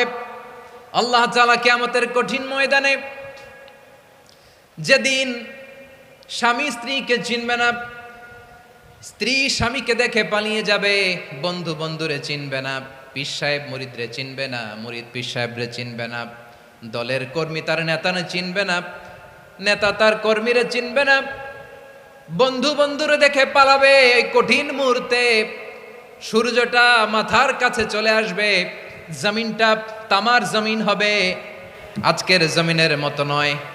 মানুষ ঘর্মাক্ত, ক্লান্ত, শ্রান্ত মাথার মগজগুলো কানের ছিদ্র আর নাকের ছিদ্র দিয়ে বেয়ে বেয়ে পড়বে। বিশ্বনবী ফরমান, কিয়ামতের ওই কঠিন ময়দানে 7 শ্রেণীর ব্যক্তিকে রব্বুল আলামিন তার আরশের নিচে ছায়া দিবেন। তার মধ্যে প্রথম শ্রেণীর ব্যক্তি হলো ইমামুন আদিল। ইমামুন আদিল, ন্যায়পরায়ণ শাসক, যে ইনসাফের সাথে বিচার করে, যে জাস্টিস সমাজে সার্ভ করে, যে সুশাসন নিশ্চিত করে, ওই ইমামুন আদিল। আদিল শব্দটা বুঝছেন না? ইন্নাল্লাহা ইয়া'মুরু বিল আদল, পাইছেন? আদিল। 7 শ্রেণীর ব্যক্তিকে আল্লাহ তাআলা সুশীতল আরশের নিচে ছায়া দিবেন, যেদিন তার দেয়া ছায়া ছাড়া কোনো ছায়া থাকবে না। এর প্রথম হচ্ছে ইমামুন আদিল, ন্যায়পরায়ণ শাসক। চিল্লায় বলেন সুবহানাল্লাহ। আবার বিশ্বনবী বললেন, ইন্নাল মুকসিতিনা ইনদাল্লাহি আলা মানাবিরা মিন নূর আন ইয়ামিনির রহমান। কিয়ামতের দিন যারা ন্যায়পরায়ণ হিসেবে আল্লাহর সামনে দাঁড়াবে, কিয়ামতের দিন রব্বুল আলামিন তার আরশের ডান দিকে ওই ন্যায়পরায়ণ লোকদের জন্য আরশের ডান দিকে একটা নূরের মিম্বারে তাদেরকে বসার সুযোগ করে দিবে। আল্লাহর আরশের ডান দিকে ন্যায়পরায়ণ লোকদের জন্য আল্লাহ তাআলা নূরের মিম্বার বানাবে। 4টে কেন কথা মনে করেছেন? আল আদাল, জাস্টিস। ইন্নাল্লাহা ইয়া'মুরু বিল আদল। আল্লাহ তাআলা এই আদালতের নির্দেশনা দেয়, সুবিচার, সুশাসন। প্রিয় ভাইয়েরা, এটা আমরা বাংলাদেশে চাই কি চাই না? এই যে অরাজকতা, এই যে অন্যায়, এই যে জুলুম, এই যে ইনকনসিস্টেন্সি সমাজের অসঙ্গতির প্রধান কারণ জাস্টিস নাই, সুবিচার নাই, সুশাসন নাই। শেষবারের মতো আওয়াজ করে বলেন তো, আমরা বাংলাদেশে আদল চাই কি চাই না? তাহলে প্রথম নির্দেশনা শেষ। আল্লাহ তাআলা তোমাদেরকে আদলের আদেশ দেন। এরপরে আল্লাহ বললেন, আমি তোমাদেরকে ইহসানের আদেশ দেই। ইন্নাল্লাহা ইয়া'মুরু বিল আদলি ওয়াল ইহসান। আমি তোমাদেরকে যেমনি আদলের নির্দেশনা দেই, তেমনি ভাবে তোমাদেরকে ইহসানের নির্দেশনা দেই। ইহসান, আওয়াজ করে সবাই বলেন তো ইহসান। সবাই বলেননি? সবাই বললে এতটুকু আওয়াজ হবে আমি বিশ্বাস করি না। আওয়াজ করে বলুন আল ইহসান। ইহসান মানে কারো প্রতি সফট হার্টেড হওয়া, মহানুভব হওয়া, অনুগ্রহ পরায়ণ হওয়া, অনুগ্রহশীল হওয়া, একে অপরের প্রতি দয়াদ্র হওয়া। একে অপরের প্রতি দয়াদ্র, অনুগ্রহশীল হওয়া ছাড়া মানবিক সমাজ কশিনকালেও গঠন করা সম্ভব না। প্রিয় ভাইয়েরা, সুন্দর আচরণ দিয়ে, ইহসান দিয়ে যা জয় করা যায়, নরম আচরণ দিয়ে যেটা অর্জন করা যায়, কঠোরতা দিয়ে সেটা পারা যায় না। বিষ্ণু ঈসা ইসলাম ইহসান দিয়ে, কোমল আচরণ দিয়ে, তার অনুগ্রহ দিয়ে তিনি অনেক কাফিরের হৃদয়কে জয় করে ফেলেছেন। সাইয়েদনা সুমামা ইবনে উসাল রাদিয়াল্লাহু তাআলা আনহুর কথা মনে পড়ে যায়। তিনি ছিলেন ইয়ামামার বাদশা। মদিনাতে বিশ্বনবীকে হত্যা করার নিয়তে এসেছিলেন। গোপনে গোপনে বিশ্বনবীকে হত্যা করে আবার ইয়ামামাতে তিনি ফিরে যাবেন। কিন্তু কি অবাক করা কাণ্ড, হত্যা করতে পারে নাই, সাহাবাদের হাতে তিনি ধরা পড়ে গেলেন। সাইয়েদনা সুমামা ইবনে উসাল রাদিয়াল্লাহু তাআলা আনহু হত্যার নিয়তে আসলেন, কিন্তু হত্যা করতে পারলেন না। সাহাবারা ওনাকে ধরে ফেললেন, ধরে মসজিদে নববীর পিলারের মধ্যে বেঁধে রাখলেন। সুমামা ইবনে উসাল, সিরাত থেকে শুনেন, সিরাত থেকে শোনাচ্ছি। রাদিয়াল্লাহু তাআলা আনহু ইয়ামামার অধিপতি ছিলেন। ইয়ামামা বিশ্বনবীকে হত্যার জন্য আসছেন, ধরা পড়ে গেছেন, এখন মসজিদে নববীতে বেঁধে রাখছে। তার মানে বন্দী। এখন স্ট্যাটাস কি? বন্দী, ক্যাপটিভ। তো বিষ্ণু ঈসা ইসলাম সাহাবাদেরকে বললেন, তার খোঁজ খবর নিও, সুমামা ইবনে উসালের খোঁজ খবর নিও। সাহাবার বলেন, ইয়া রাসূলুল্লাহ, আপনাকে হত্যা করতে এসেছে, তার তো কঠিন ক্যাপিটাল পানিশমেন্ট হওয়া দরকার, কঠিন শাস্তি হওয়া দরকার। বিশ্বনবী বললেন, না, আমি যেটা জানি তোমরা সেটা জানো না, তোমরা সুমামার সাথে ভালো আচরণ করো। বিশ্বনবী সুমামার কাছে গেলেন। প্রথম দিন যে তিনি কালেমার দাওয়াত দিলেন, ইমানের দাওয়াত দিলেন, ইসলামের দাওয়াত দিলেন, রিসালাতের দাওয়াত দিলেন, আখিরাতের দাওয়াত দিলেন। পরের দিন যে বিশ্বনবী সালাতের দাওয়াত দিলেন, যাকাতের দাওয়াত দিলেন, ইসলাম কি, কিভাবে, কেমন করে পালন করতে হয় চমৎকার আর্টিকুলেট করতে শুরু করলেন। তন্ময় হয়ে সুমামা ইবনে উসাল রাদিয়াল্লাহু তাআলা আনহু বিশ্বনবীর কথাগুলো শুনতে আরম্ভ করলো। একদিন নয়, 2 দিন নয়, টানা 3 দিন বিশ্বনবী সুমামার কাছে ইসলামকে প্রেজেন্ট করেছেন, উপস্থাপন করেছেন। আওয়াজ করে বলেন, কয় দিন? 3 দিন 3 দিন মসজিদে নববীতে বাধা। আর সাহাবীদেরকে বললেন তার খোঁজ খবর নিও, তোমরা যে রুটি বানাও এর মধ্যে সবচেয়ে ভালো আটার রুটিটা তারে দিও, সবচেয়ে রিফাইন্ড খেজুর যেটা পিওর খেজুর এটা তারে দিও। আর বিশ্বনবী নিজের উট থেকে দুধ দহন করে ওনার বাড়ির এক কর্মচারীকে বলেছেন দুধ দহন করে সুমামার জন্য নিয়ে যেও। সুবহানাল্লাহ পড়বেন না? সবাই তো অবাক, ইয়ামামা থেকে আসছে নবীকে হত্যা করতে, বিশ্বনবী দেখে তারে জামাই আদর করে, তাকে মজার মজার খাবার দিও, দুধ দিও, আদর আপ্যায়ন করো। 1 দিন নয় 2 দিন নয়, টানা 3 দিন বিশ্বনবী এভাবে সুমামার কাছে যেয়ে ইসলামকে প্রেজেন্ট করতে আরম্ভ করলেন, ইসলামকে উপস্থাপন করতে শুরু করলেন। আর তাকে চমৎকার এন্টারটেইনমেন্ট আপ্যায়ন দিতে আরম্ভ করলেন। টানা 3 দিন যখন ইসলামের দ্য বিউটিজ অফ ইসলাম, ইসলামের সুমহান বাণী সৌন্দর্য উপস্থাপন শেষ, তাকে আপ্যায়ন শেষ, বিশ্বনবী বললেন সাহাবেদেরকে যাও এবার সুমামার হাতের পায়ের রশি দুটো খুলে দাও। সাহাবারা বললেন ইয়া রাসূলুল্লাহ কি বলেন আপনি, ও তো হত্যাকারী, সুযোগ পায় নাই, আপনারে মারতে পারে নাই, ছেড়ে দিলে আবার ও আপনার উপর তলোয়ার নিয়ে ঝাঁপিয়ে পড়বে, নবী এই সিদ্ধান্ত আপনি নিতে যাবেন না। বিশ্বনবী বললেন যেটা বলেছি সেটা করো, সুমামার রশিগুলো ছেড়ে দাও, সুমামার হাতে পায়ের রশিগুলো যে তোমরা খুলে দাও। সাহাবারা তর্ক জুড়ে দিলেন লা ইয়া রাসূলুল্লাহ এমনটা করবেন না, তো ভয়ঙ্কর ভয়ঙ্কর খুনি, কি জানি কি হয়ে যায়। বিশ্বনবী বললেন না, তার হাতে পায়ের রশিগুলো খুলে দাও। সাহাবারা বিশ্বনবীর কথা মতো তার হাতে পায়ের রশিগুলো খুলে দিল। সুমামা মুহূর্তের মধ্যে মসজিদে নববী থেকে বের হয়ে ইয়ামামায় ফিরে না যে মসজিদে নববীর পাশে একটা খেজুর বাগান ছিল সেখানে চলে গেলেন। সেখানে একটা ছোট্ট কুয়া ছিল, কুয়ার পানি দিয়ে তিনি গোসল করলেন। সুবহানাল্লাহ পড়েন। কুয়ার পানি দিয়ে গোসল করে মসজিদে নববীর সামনে এসে বিশ্বনবী এবং সাহাবাদের সামনে দাঁড়িয়ে সাব্বাবা উঁচু করে বললেন আশহাদু আল্লা ইলাহা ইল্লাল্লাহ ওয়া আশহাদু আন্না মুহাম্মাদান আবদুহু ওয়া রাসূলুহু। আল্লাহু আকবার। আমি সাক্ষ্য দিচ্ছি আল্লাহ ছাড়া কোনো ইলাহ নাই, আর মুহাম্মদ আল্লাহ তাআলার প্রেরিত বান্দা এবং রাসূল। প্রিয় ভাইয়েরা, ইহসান দিয়ে যা জয় করা যায়, কঠোরতা দিয়ে সেটা কঠিনকালেও জয় করা যায় না। আওয়াজ করে বলেন ঠিক কি না?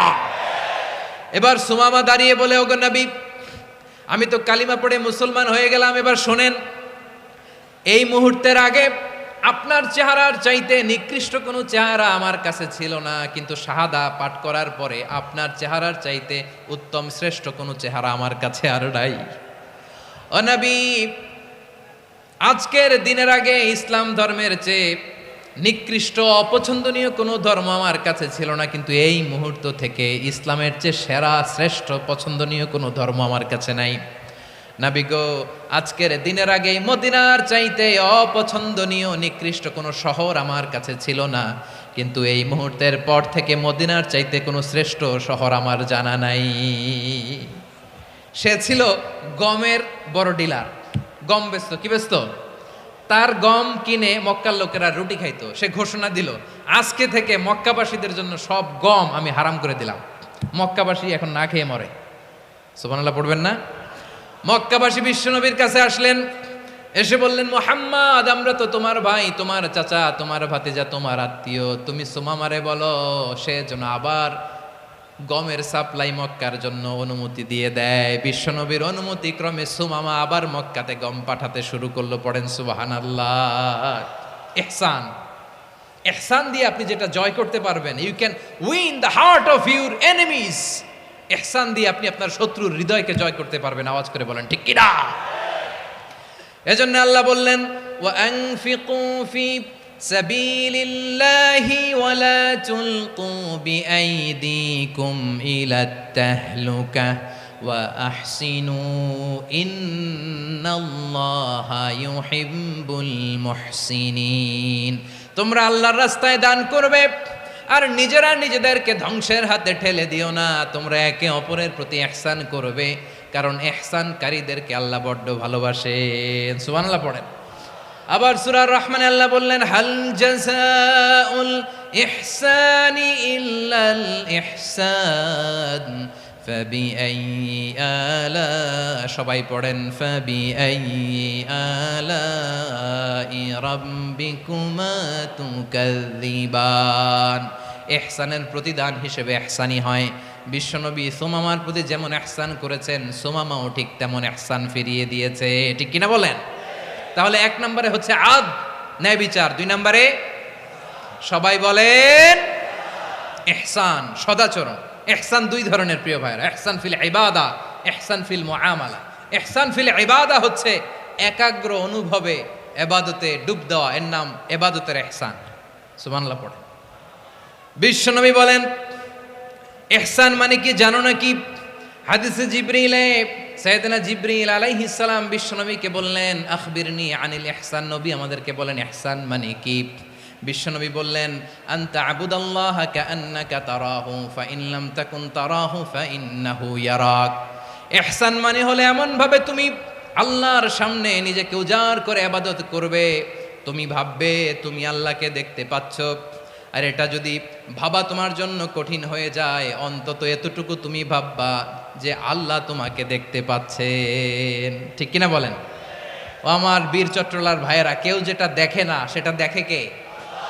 এই বিশ্বাস হৃদয়ের মধ্যে আছে? নামাজে যখন দাঁড়ান এই ফিলিংসটা আনা যাবে? হ্যাঁ, এশার সালাত তো এখনো হয় নাই না? আলোচনা শেষে এশার সালাত এখানে অনুষ্ঠিত হবে, তাই না? আচ্ছা বলুন তো, আমরা এশার সালাত পর্যন্ত বেঁচে থাকবো এই গ্যারান্টি আছে কার কার? হাত তোলেন।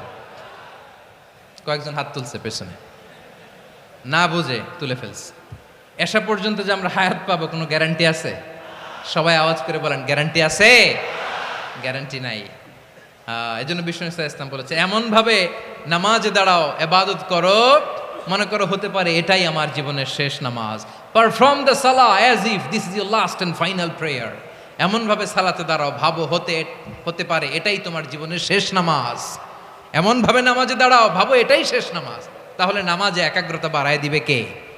ফলে ইবাদতের ইহসান আমাদের অর্জিত হবে। আর মুআমালাতে ইহসান হলো, বিশ্বনবী বলেন ইন্নাল্লাহা তাবারাকা ওয়া তাআলা কাতাবাল ইহসানা আলা কুল্লি শাই ফাইদা কাতালতুম ফাআহসিনুল কিতলা ওয়া ইযা যাবাহতুম ফাআহসিনুয যাবহা ওয়ালিউহিদ্দা আহাদুকুম শাফরাতাহু ওয়ালিউরিহ যাবিহাতাহু। ইহসান 2 ধরনের। আওয়াজ করে বলতে হবে কয় ধরনের? সবাই বলুন আওয়াজ করে, কয় ধরনের? একটা হচ্ছে ইহসান ফিল ইবাদা, ইবাদতে ইহসান। ইবাদতে ইহসান কি? একাগ্র অনুভব দিয়ে ইবাদত করা, মন প্রাণ দিয়ে ইবাদত করা। আর মুআমালাতে ইহসান কি? সব কাজে, দৈনন্দিন কাজে, কর্মে, সামাজিক অ্যাক্টিভিটিতে কোমলতা প্রদর্শন করা, অনুগ্রহের সাথে সবকিছু করা। আল্লাহ তাআলা ইন্নাল্লাহা তাবারাকা ওয়া তাআলা কাতাবাল ইহসানা আলা কুল্লি শাই, তিনি সব কিছুর ব্যাপারে ইহসানকে আবশ্যক করেছেন। সব কিছুতে মুমিনের সব কাজে ইহসানের পরশ থাকবে। ওয়া ইযা কাতালতুম ফাহসিনুল কিতলা, বিশ্বনবী বলেন তুমি যখন কাউকে হত্যা করো ইহসানের সাথে করো। সুবহানাল্লাহ পড়বেন না? যখন হত্যা করো তখনও ইহসানের সাথে। আচ্ছা হত্যা করবো আবার ইহসান আসবে করতে করে, তো মেরেই ফেলবো আমি। আল্লাহ, ও ভাই একজন খুন করেছে, খুনি, রাষ্ট্রীয় আইনে তার শাস্তি হয়েছে ডেথ পেনাল্টি, মৃত্যুদণ্ড। এখন মৃত্যুদণ্ড দেখে আপনি যেমনি মন চায় তেমনি মারবেন লোকটারে? ওর নাক কেটে ফেলতে পারবেন? ওর কান কাটতে পারবেন? ওর চোখ উপড়ে ফেলতে পারবেন আপনি? যেমন মন চায় তার অঙ্গহানি করা যাবে না। ইহসানের সাথে তাকে হত্যা করো। সুবহানাল্লাহ, this is Islam, this is the true essence of Islam. ওয়া ইযা যাবাহতুম ফাহসিনুয যাবহা, যখন জবাই করবে তখনও ইহসানের সাথে জবাই করো। করব জবাই, ওইখানেও নাকি ইহসান। আচ্ছা কুরবানির দিন আমরা পশুগুলোরে কি করি বলেন সবাই আওয়াজ করে?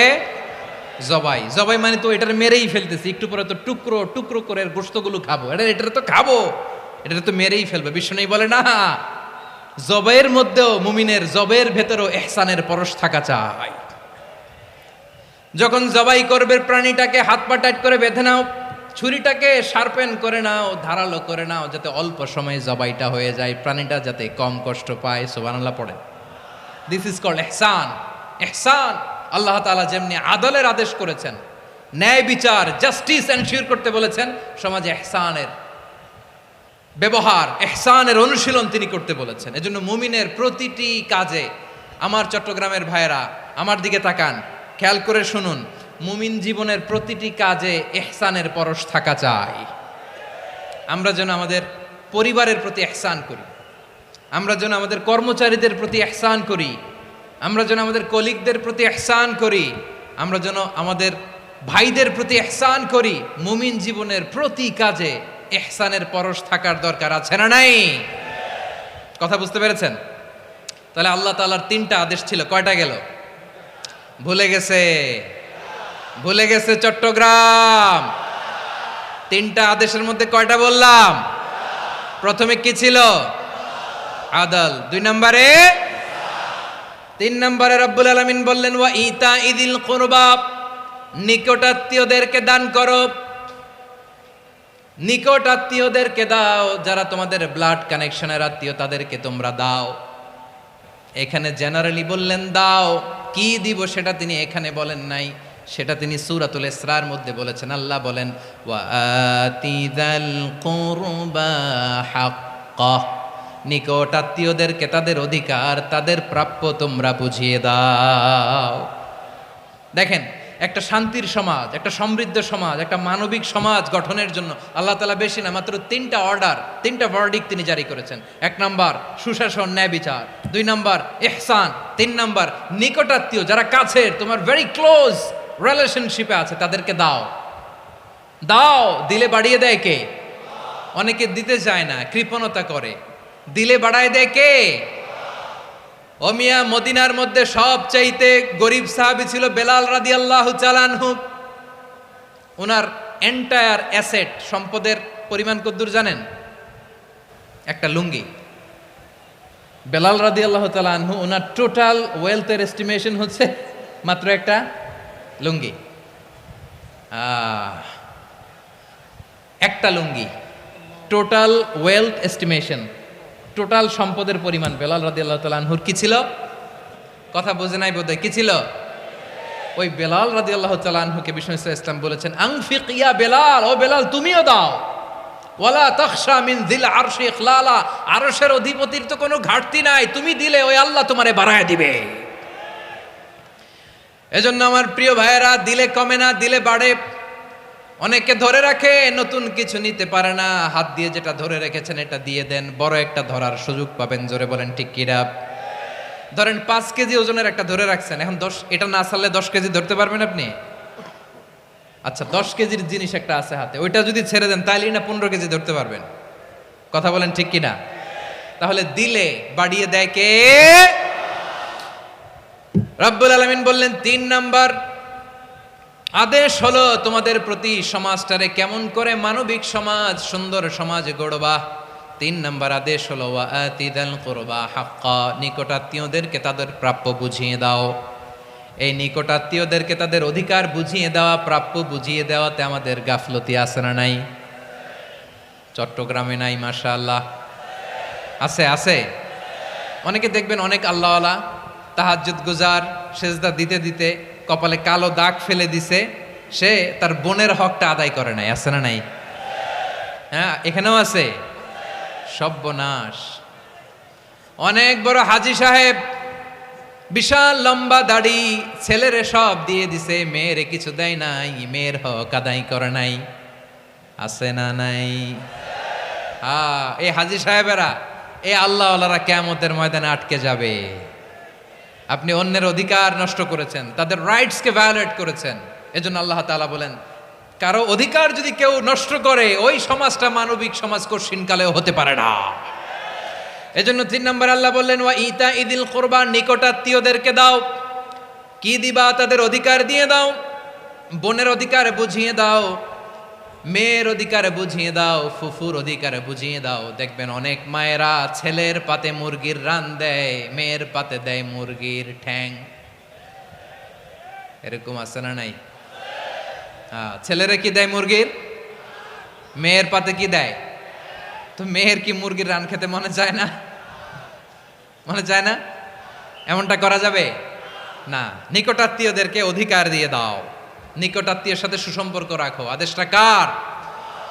এজন্য প্রিয় ভাইয়েরা, জীবনে যদি বারাকা অর্জন করতে চান, নিকটাত্মীয়দের সাথে সুসম্পর্ক রাখতে হবে, তাদের জন্য উপহার পাঠাতে হবে। বিশ্বনবী বলেন লা ইয়াদখুলুল জান্নাতা কাতে, যে ব্যক্তি আত্মীয়তার সম্পর্ককে ছিন্ন করে দেয়, সে কঠিনকালেও আল্লাহর জান্নাতে ঢুকবে না।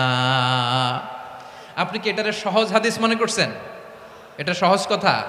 আপনি ভাবছেন আপনার নামাজ আপনারে বাঁচাতে পারবে? আপনার রোজা বাঁচাতে পারবে? আপনার তাহাজ্জুদ আপনারে বাঁচাতে পারবে? আপনি অধিকার নষ্ট করলে কিছুই আপনারে বাঁচাতে পারবে না। এজন্য নিকট আত্মীয়দেরকে দিতে হবে বেশি বেশি। বিশ্বনবী বলেন, ইন্না সাদাকাতা আলাল মিসকিনি সাদাকা ওয়া আলা যির রাহিমি ইসনাতান সাদাকাতুন ওয়া সিলা। মিসকিন রে দান করলে শুধু দানের সওয়াব হয়, নিকট আত্মীয়কে দান করলে দুইটার সওয়াব হয়, সাদাকার সওয়াব হয়, আবার আত্মীয়তার বন্ধন অটুট রাখার সওয়াব হয়ে যায়। আবার বিশ্বনবী বললেন, মান সাররাহু আইয়ুবসাতা লাহু ফি রিজকিহি ওয়া ইউনসা লাহু ফি আসারিহি ফালইয়াসিল রাহিমা। যে ব্যক্তি তার রিজিকের প্রশস্ততা চায় আর হায়াতে বরকত চায়, সে যেন তার আত্মীয়ের সাথে সুসম্পর্ক রাখে। আমার প্রিয় চট্টলার ভাইয়েরা, আমাদের রিজিক বাড়ুক, এটা আমরা চাই কি চাই না? সবাই চান? হ্যাঁ, আমাদের রিজিকে প্রশস্ততা আসুক, চাই কি চাই না? আমাদের হায়াতে বরকত আসুক, আমরা চাই কি চাই না? এই দুইটা যদি চান তাহলে নিকট আত্মীয়দের সাথে সুসম্পর্ক রাখবেন, পারবেন? তাহলে সমাজটারে মানবিক সমাজ বানায় দিবে কে? তিনটা আদেশ চলে গেল। কয়টা? আওয়াজ করে বলেন। 1 নম্বরে কি ছিল?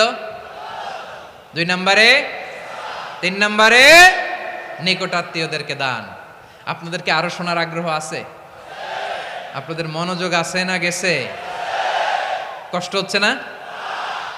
আল্লাহ তাআলা 3টা জিনিসের যেমনি আদেশ করেছেন, অনুরূপভাবে 3টা বিষয় তিনি বারণ করেছেন, নিষেধ করেছেন। ওগুলোর কাছেও যাওয়া যাবে। শুনবেন।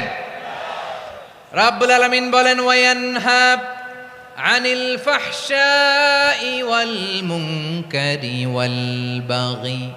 আমি যেমনি 3টি বিষয়ে আদেশ করলাম, অনুরূপভাবে 3টি বিষয়ে বারণ করলাম, নিষেধ করলাম। আমার 1 নাম্বার নিষেধাজ্ঞা হলো অশ্লীলতার প্রতি। ফাহশা, ওয়ায়ানহা আনিল ফাহশা। আল্লাহ তাআলা অশ্লীলতাকে নিষেধ করেছেন। কোন জিনিসকে? সবাই বলুন, কোন জিনিসকে? যত ধরনের, যত টাইপের, যত ক্যাটাগরির অশ্লীলতা হতে পারে, সব অশ্লীলতাকে হারাম করেছেন কে? ফাহশা মানে কি? কথায়, কাজে, আচরণে, কমেন্ট, ফেসবুকের কমেন্টসে যত ধরনের নোংরামো আছে, যত ধরনের অশ্লীলতা আছে, এটাকে আরবিতে বলে ফাহশা। এটাকে কি বলে? রাব্বুল আলামিন বলেন, কুল ইন্নামা হাররামা রাব্বিয়াল ফাওয়াহিশা মা যাহারা মিনহা ওয়া মা বাতান। ও নবী, আপনি বলে দেন, আমার রব প্রকাশ্য, অপ্রকাশ্য, স্পষ্ট কিংবা অস্পষ্ট, দৃশ্যমান কিংবা অদৃশ্যমান সব অশ্লীলতাকে হারাম করেছেন। সব ধরনের অশ্লীলতা হারাম, সব ধরনের। আল্লাহ তাআলা আমাদেরকে অশ্লীলতা থেকে বাঁচান, অশ্লীলতা থেকে তিনি আমাদেরকে হেফাজত করুক। পড়েন আমিন। এবার বলেন, আমাদের সমাজে অশ্লীলতা আছে না নাই? চট্টগ্রামে নাই? আমি কই নাই, ওনারা বলে আছে। দেখছেন, আমি সামহাও বাঁচায় দেওয়ার ট্রাই করতেছি, ওনারা বলে আছে। অশ্লীলতা নানা ভাবে, নানা নামে, নানা মোড়কে আমাদের সমাজে আছে না নাই? সংস্কৃতির নামে, ফ্যাশনের নামে, বিনোদনের নামে, উপন্যাসের নামে, কনসার্টের নামে অশ্লীলতা আছে না নাই? আপনি দেখেছেন কনসার্টগুলোর অবস্থা? এই যে আতিফ আসলাম যে আসছে আমাদের দেশে, তারপর কে কে আসছে, আমাদের তরুণ তরুণীরা, আমাদের যুবক যুবতীরা, আমাদের জেনজিরা, কি অবস্থা ওইখানে? হ্যাঁ, কি অবস্থা? কে বাঁচাবে ওদের? কে রক্ষা করবে ওদের ইমানের, ওদের চরিত্রের হেফাজতের গ্যারান্টি কে দিবে? কনসার্টের নামে অশ্লীলতা আছে না নাই? ছেলে মেয়ে একে অপরকে জড়ায় ধরতেছে, একে অপরকে চুমু খাচ্ছে, প্রকাশ্যে, দিবালোকে, গণমানুষের সামনে। আল্লাহ তাআলা এই অশ্লীলতা থেকে আমাদেরকে বেঁচে থাকতে বলেছেন, বেঁচে থাকতে বলেছেন। রূপালী জগতের নামে অশ্লীলতা আছে না নাই? এই টার্মটা আপনারা জানেন না? রূপালী জগৎ কি জগৎ? আসলে কি রূপালী জগৎ না অন্ধকার জগৎ? আমার বোনেরা, আপনাদেরকে যে কি বলে তারা বুঝায়, রূপালী জগৎ শুনেই আপনি ভরকে যাবেন না। রূপালী জগতে যে নারী যত বেশি উলঙ্গ, সে নাকি তত বেশি সাহসী। জানেন? বলে এটা একটা সাহসী নারী, খুব সাহসী পদক্ষেপ তার। যত বেশি শরীর থেকে কাপড় নামাতে পারবে, যত বেশি বস্ত্রহীন হয়ে নিজেকে প্রেজেন্ট করতে পারবে, সে নাকি তত বেশি সাহসী। ও আমার চট্টলার ভাইয়েরা, শয়তানের প্রথম এজেন্ডা ছিল বনি আদমকে বস্ত্রহীন করা। সে আদম এবং হাওয়া আলাইহিস সালামকে নিষিদ্ধ গাছের ফল খাইয়ে তাদেরকে বস্ত্রহীন করেছে। এই জামিনেও সে আমাদেরকে বস্ত্রহীন করতে চাইবে। এই রূপালী জগতের নামে তারা এটা করে। আমার প্রিয় বোনেরা, আপনি জানেন না আপনার দাম কত। ওরা আপনাদেরকে বিজ্ঞাপনের সস্তা পণ্য বানাতে চায়। ওরা আপনাদেরকে ওদের ভোগের লিপসার টুলস বানাতে চায়। ওরা আপনাদেরকে দিয়ে ওদের খায়েশ পূরণ করতে চায়। এটা আপনাদের জন্য মোটেও ডিগনিটি নয়, এটা আপনাদের জন্য সম্মান নয়।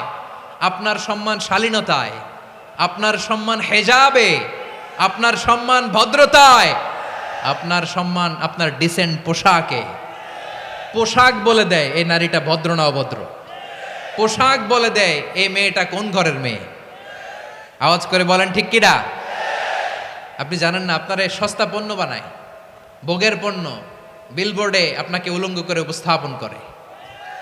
এই অশ্লীলতার সাথে ইসলামের কোনো সম্পর্ক। এজন্য আল্লাহ বলেন আমি অশ্লীলতাকে হারাম করেছি। অশ্লীলতাকে হারাম করার প্রথম কারণ হলো এর মাধ্যমে মানবতাকে অপমানিত করা হয়। কারণ মানুষের সম্মান মানুষের পোশাকে। মানুষ যখন পোশাকহীন হয়ে যায়, বস্ত্রহীন হয়ে যায়, তার সম্মান কমে যায়। ঠিক কিনা? অশ্লীলতাকে হারাম করার প্রথম কারণ হচ্ছে মানুষ মানুষকে অপমান করে। একটা নারী, সে তো সম্মানিত। নারী যে কত সম্মানিত, নারীর এটা বুঝেই নাই। বিশ্বনবী বলেন আর দুনিয়া কুল্লুহা মাতা ওয়া খায়রু মাতা'আদ দুনিয়া আল মারআতুস সালিহা। আমার বোনেরা, 5টা প্যান্ডেলে আপনারা এলইডিতে আমার আলোচনা শুনছেন, আমি জানি। আপনাদের এই গর্ভ যে কত দামি আপনি জানেন না। আপনার পেট থেকেই আসবে আগামী দিনের সালাহুদ্দিন আল আইয়ুবী। আপনার পেট থেকেই আসবে অনাগত দিনের ইমাম মাহদী আল মুনতাজার। আপনার পেট থেকেই আসবে অনাগত দিনের ফয়সাল, ওয়াসিম, মুগ্ধ, আবু সাইদের মতো বীর যোদ্ধা।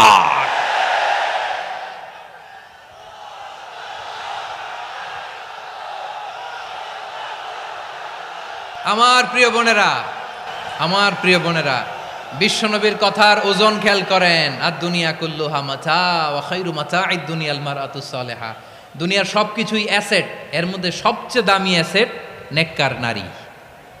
আপনার গর্ভ যে কত দামি আপনি জানেন না। নিজের সময়টাকে কাজে লাগান, কোরআন পড়েন, সুন্নাহ পড়েন। আপনার অনেক দায়িত্ব ঘরে। You are the MD of your family. একটা family it's a very big institution. পরিবার একটা অনেক বড় প্রতিষ্ঠান। And you are the MD of your institution. আপনি এই পরিবারের MD, managing director of your family. এখানে আপনার কত দায়িত্ব। আপনি ছেলেমেয়েদেরকে তারবিয়া করবেন। আপনি আপনার স্বামীর জন্য ঘরটারে জান্নাতের নীর বানাবেন। আপনার জন্য জান্নাতের ডুপ্লেক্স বাড়ি ওইখানে তৈরি করে রাখবে কে? আপনি যে কত দামি আপনি জানেন না। নারীদেরকে আল্লাহ বানিয়েছেন উচ্চতর করে, নিম্নতর নয়। নারীদেরকে ছোট্ট জিনিস দিলে এটার বড় করে দেয়। নারীদেরকে ভ্রূণ দিলে, শুক্রাণু দিলে নারী এটারে বাচ্চা হিসেবে উপহার দেয়। ঠিক কিনা? বিয়ের মাধ্যমে স্বামী যখন তার শুক্রাণু তার স্ত্রীকে উপহার দেয়, স্ত্রী রিটার্নে কি উপহার দেয়?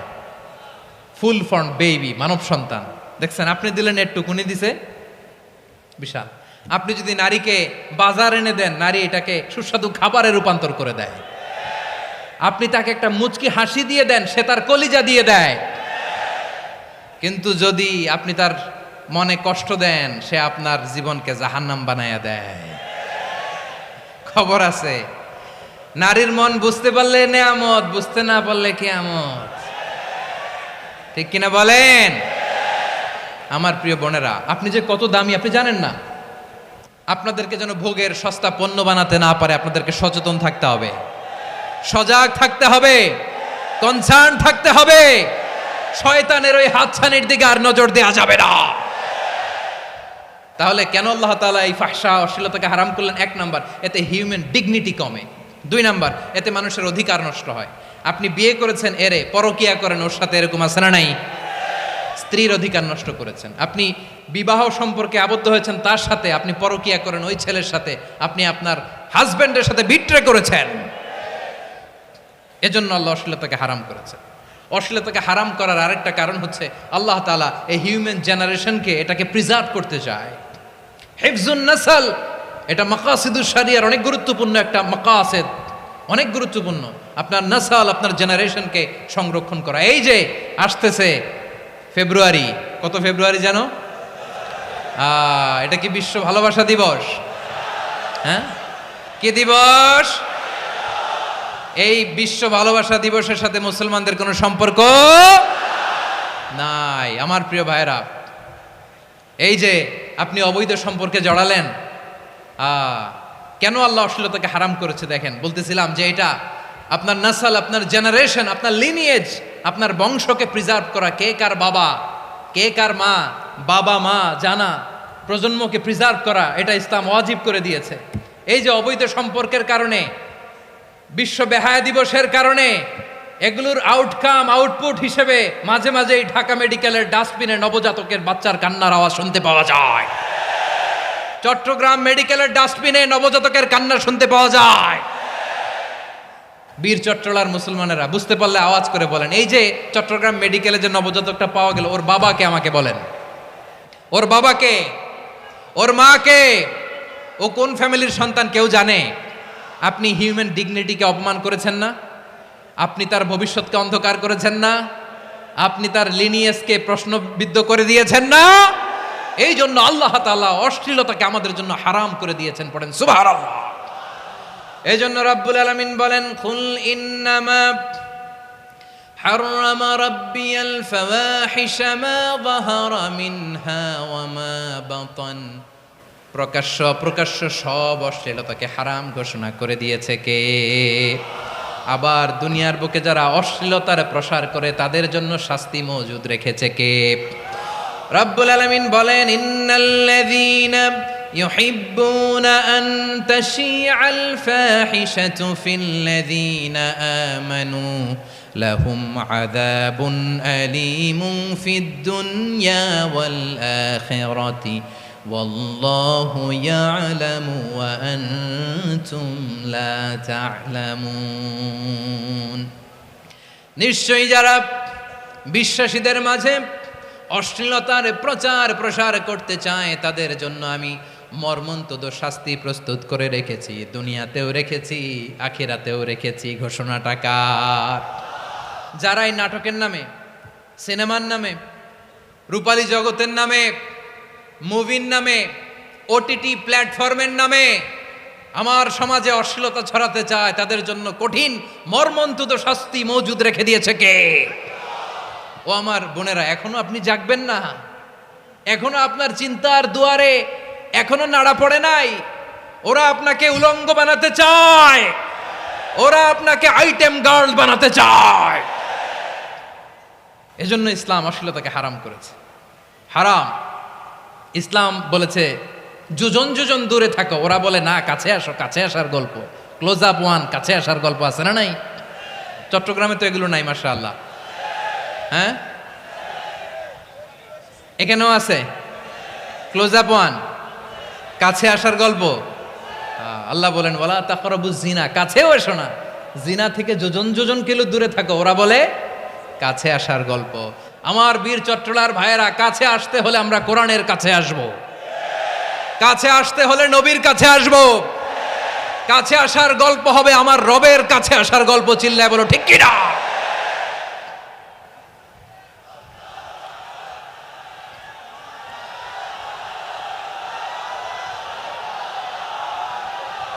বসুন আমার ভাইয়েরা। তাহলে অশ্লীলতার সাথে আমাদের কোনো সম্পর্ক? সবাই বলতে পারেননি, আওয়াজ করে বলুন, অশ্লীলতার সাথে আমাদের কোনো সম্পর্ক? আমরা এই সমস্ত ক্লোজ আপ ওয়ান, কাছে আসার গল্পের প্রোগ্রামে যাব? আমরা কোনো ধরনের অশ্লীল কন্টেন্ট সোশ্যাল মিডিয়ায়, টিভিতে দেখব?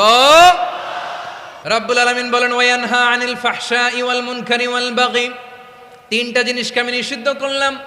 এক নাম্বার হলো ফাহশা, অশ্লীলতা।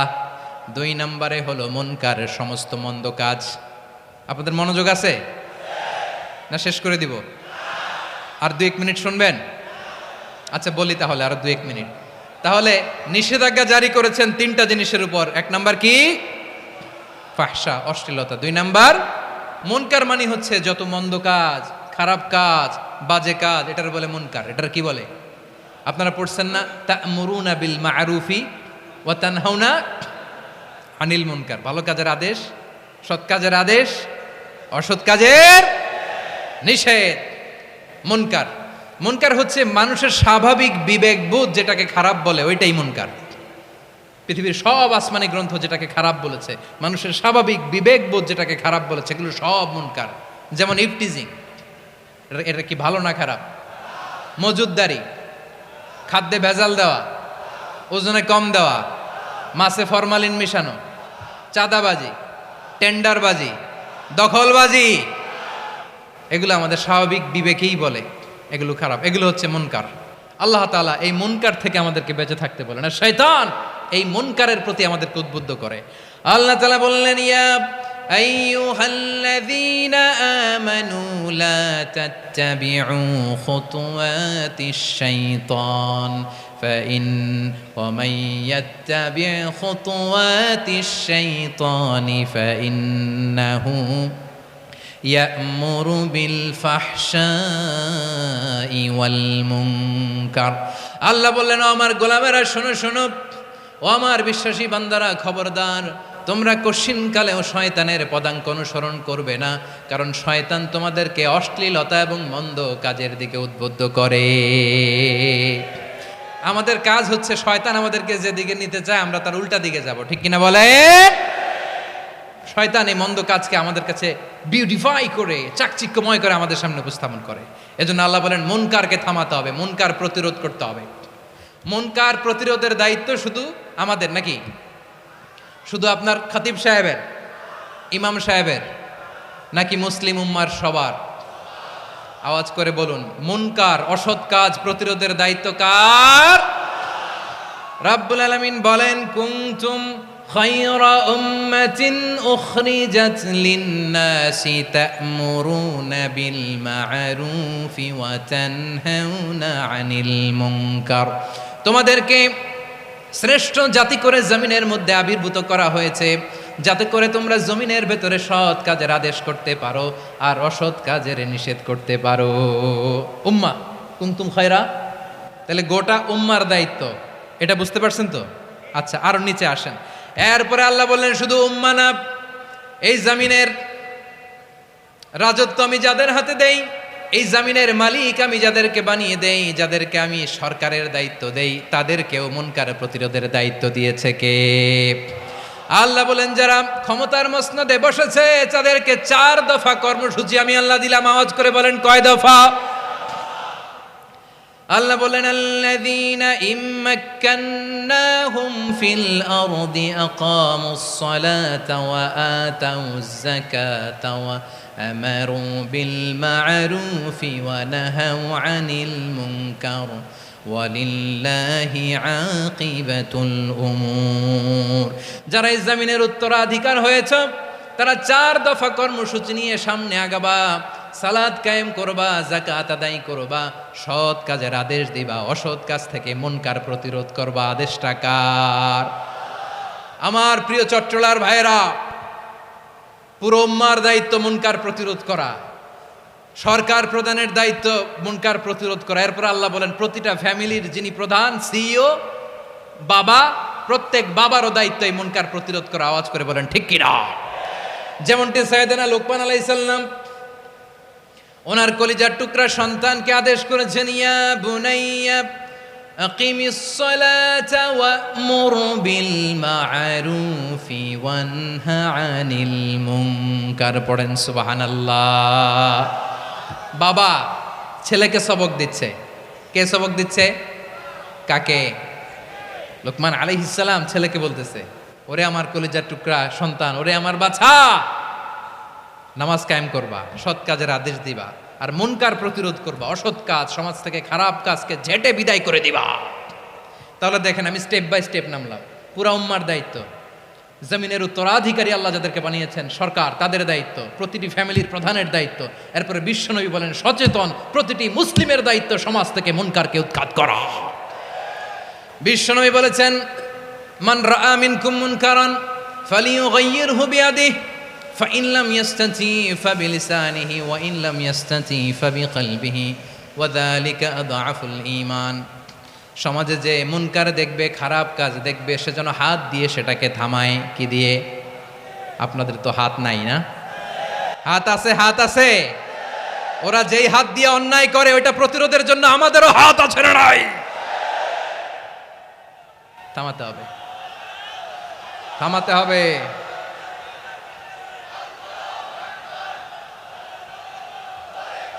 বসুন আমার প্রিয় ভাইয়েরা, ওরা ওদের যেই হাত দিয়ে টেন্ডারবাজি করে, চাঁদাবাজি করে, ইফটিজিং করে, দখলবাজি করে, যেই হাত দিয়ে, ওই মুনকার থামায় দেওয়ার জন্য আল্লাহর দিয়ে আমাদেরও দুটি হাত আছে না নাই? আমাদেরও হাত আছে, থামাইতে হবে, থামাইতে হবে, হিম্মত করতে হবে। আমার প্রিয় ভাইয়েরা, না থামালে আমরাই ডুববো শেষমেশ। আমাদের বাঁচার জন্য হইলেও থামাইতে হবে। রব্বুল আলামিন বলেন ওয়াত্তাকু ফিতনাতাল লা তুসিবান্নাল্লাযীনা যালামু মিনকুম খাসসা। ও আমার গোলামেরা, ওই আযাবকে ভয় করো যে আযাব যখন আমি জমিনের বুকে পাঠাই শুধু জালেমদেরকেই মারি না, আলেমদেরকেও মারি। আযাব যখন আসে তখন শুধু জালিমই মরে না, আলেমও মরে। জানেন মুসা আলাইহিস সালামের পায়ে একবার একটা লাল পোকা কামড় দিয়েছে, লাল পিঁপড়া। লাল পিঁপড়া কামড় দিলে খুব আরাম লাগে না? কি লাগে? হ্যাঁ, জলে না? লাল একটা পিঁপড়া কামড় দিছে, তো উনি রেগে মেগে পাশি দেখে লাল পিঁপড়ার বাসা, পা দিয়ে ডলে মুছে সবগুলো পিঁপড়া মেরে ফেলছে। এই ঘটনাটা আল্লাহ ঘটিয়েছেন এজন্য মুসা আলাইহিস সালাম ছিলেন কালিমুল্লাহ, সরাসরি আল্লাহর সাথে কথা বলতেন। তিনি আল্লাহকে জিজ্ঞেস করেছিলেন, আল্লাহ তুমি যখন কোনো জনপদে আযাব পাঠাও, শাস্তি দাও, ওখানকার শুধু জালেমরাই তো মরে না, ভালো মানুষগুলাও মরে, তো আযাব দিবা মুশরিকদের উপর দিবা, অবাধ্যদের উপর দিবা, ভালো মানুষগুলারে মারো কেন? আল্লাহ বললেন, মুসা তোমার যে কামড় দিছিল পায়ের মধ্যে পিঁপড়া, কয়টা পিঁপড়া? জোরে বলেন। একটা পিঁপড়া, তো সবগুলারে মারলা কেন? রেগে মেগে পুরো পিঁপড়ার বাসা ভেঙে ম্যাসাকার করলা কেন? এই মুসা, আমি যখন অ্যাকশনে যাই, আমি যখন শাস্তি দেই, তখন এত বাস বিচার করা হয় না, বাস বিচার করা যায় না। যখন অ্যাকশনে যাওয়া হয় ওইটা ডাইরেক্ট অ্যাকশন হয়ে যায়। চিল্লায় বলো ঠিক কি না? এজন্য আমাদের বাঁচার জন্য হলেও এই পাপ থামাতে হবে, এই শয়তানের অট্টহাসি থামাতে হবে, অন্যায় অপরাধ সমাজ থেকে আমাদের থামাতে হবে। কারণ আযাব আসলে ওরাও মরবে, আমরাও মরব। একটা জাহাজ 2 তলা, আপনি আছেন 2য় তলায়, শুনতেছেন? শুনতেছেন? জাহাজ কয় তলা? আপনি কোন তলায়? 2য় তলায়। নিচের তলার কিছু লোক জাহাজের তলা ছিদ্র করতে আরম্ভ করছে। কি ছিদ্র করতেছে? আচ্ছা, জাহাজের তলা ছিদ্র করলে তলা দিয়ে কি ঢুকে? এখন আপনি যদি বলেন আমার কি, আমি তো 2 তলায়, আমার কি, আমি তো সেফ, আমি ইন দ্য সেফ জোন, আমি তো ভালো আছি, আমি তো ভালো আছি, ওরা ছিদ্র করে ওরা মরবে। আসলে কি শুধু ওরা মরবে? নাকি তলা ফুটো হলে ভিতরে পানি ঢুকলে আপনারও সলিল সমাধি হবে? তলা দিয়ে যখন পানি ঢুকবে, জাহাজ ঢুকলে আপনিও মরবেন। এজন্য নিজে মরার আগে ওই পাগলগুলোর নিচতলায় যে থামাতে হবে। চিল্লায় বলেন ঠিক কি না? এজন্য আল্লাহ বললেন মুনকার প্রতিরোধের দায়িত্ব সমাজের টপ টু বটম সবার। পুরো আম্মার দায়িত্ব, সরকার প্রধানের দায়িত্ব, প্রতিটি ফ্যামিলির প্রধান বাবার দায়িত্ব। বিশ্বনবী বললেন প্রতিটি সচেতন মুসলিমের দায়িত্ব। এজন্য মুনকার প্রতিরোধ করার দরকার আছে না নাই? সমাজে এই যে ইফটিজিং হয়, আপনার বোনের বয়সী একটা মেয়েকে কিছু বকাটে টিটকারি করে, এই বলে সেই বলে, নোংরা কথা বলে, রাস্তায় দেখেও আপনি পাশ দিয়ে না দেখার মতো চলে যান কেন? আপনি দাঁড়ান না কেন? আপনি দাঁড়ালেই তো থেমে যাবে। কারণ সত্যের যে শক্তি, তার সামনে মিথ্যা মুখ থুবড়ে পড়ে। আপনার সামনে ও কিছুই না, নাথিং। আপনি দাঁড়ান, ওকে প্রশ্ন করেন যে আমার বোনকে তুমি ডিস্টার্ব করো কেন? আপনাকে দেখে আরো 5 জন দাঁড়াবে। পাঁচজনকে দেখে আরো 10 জন দাঁড়াবে। আমাদের নীরবতা আর আমাদের নিশ্চুপ থাকাই জালিমদেরকে আরো শক্তিশালী জালিম বানিয়েছে। এজন্য মুনকার প্রতিরোধের দায়িত্ব আমাদের সবার। টেন্ডারবাজি, চাঁদাবাজি, দুর্নীতি, অপরাধ, দখলদারিত্ব, মজুদদারি, এগুলো সব কিছু একসাথে প্রতিরোধ করতে হবে, ঠিক কিনা বলেন? একটা মানবিক সমাজ যদি চাই, প্রতিরোধ করতে হবে। প্রিয় ভাইয়েরা, আল্লাহর শপথ নিয়ে বলি, এই নাসিহাতগুলো সবার জন্য, সব দলের জন্য, সব মতের মানুষের জন্য। আমরা কোনো দলের প্রতি মানুষকে ডাকি না, আমরা ডাকি ইসলামের দিকে।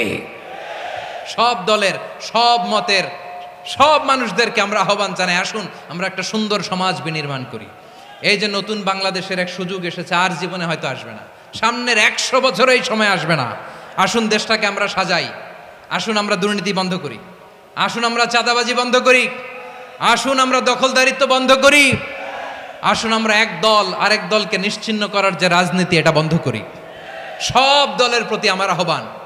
আমি কিছুদিন আগে একটা নিউজ দেখলাম, ওই যে লন্ডনে বসে জনাব তারেক রহমান সাহেবকে আমি ধন্যবাদ দিতে চাই। উনি সংবাদ শোনা মাত্রই ওনার দলের অনেক চাঁদাবাজকে উনি বহিষ্কার করেছে। I do appreciate. প্রতিটি দলের এরকম ইনিশিয়েটিভ নেওয়ার দরকার আছে না নাই?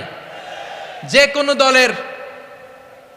কোনো দলে এই প্র্যাকটিসটা থাকার দরকার আছে না নাই? চাঁদাবাজদের সাথে আপনারা নিজেদেরকে মুক্ত ঘোষণা করবেন যে এরা আমার দলের কর্মী হতে পারে না। আমরা চাঁদাবাজ মুক্ত বাংলাদেশ চাই, জুলুম মুক্ত বাংলাদেশ চাই, ফ্যাসিজম মুক্ত বাংলাদেশ চাই, গুণ খুন খারাপি মুক্ত বাংলাদেশ চাই। আমরা নতুন ভোরের বাংলাদেশ চাই। ওই বাংলাদেশ পাওয়ার জন্য মুনকার প্রতিরোধে, অন্যায় প্রতিরোধে যদি বাঘের বাচ্চার মতো, আবু সাইদের মতো 2 হাত উঁচু করে বুককে টান টান করে প্রসারিত করে দাঁড়াতে হয়, রাজি আছো মুসলমান? কারা কারা রাজি? আল্লাহকে হাত দেখিয়ে প্রতিজ্ঞা করো।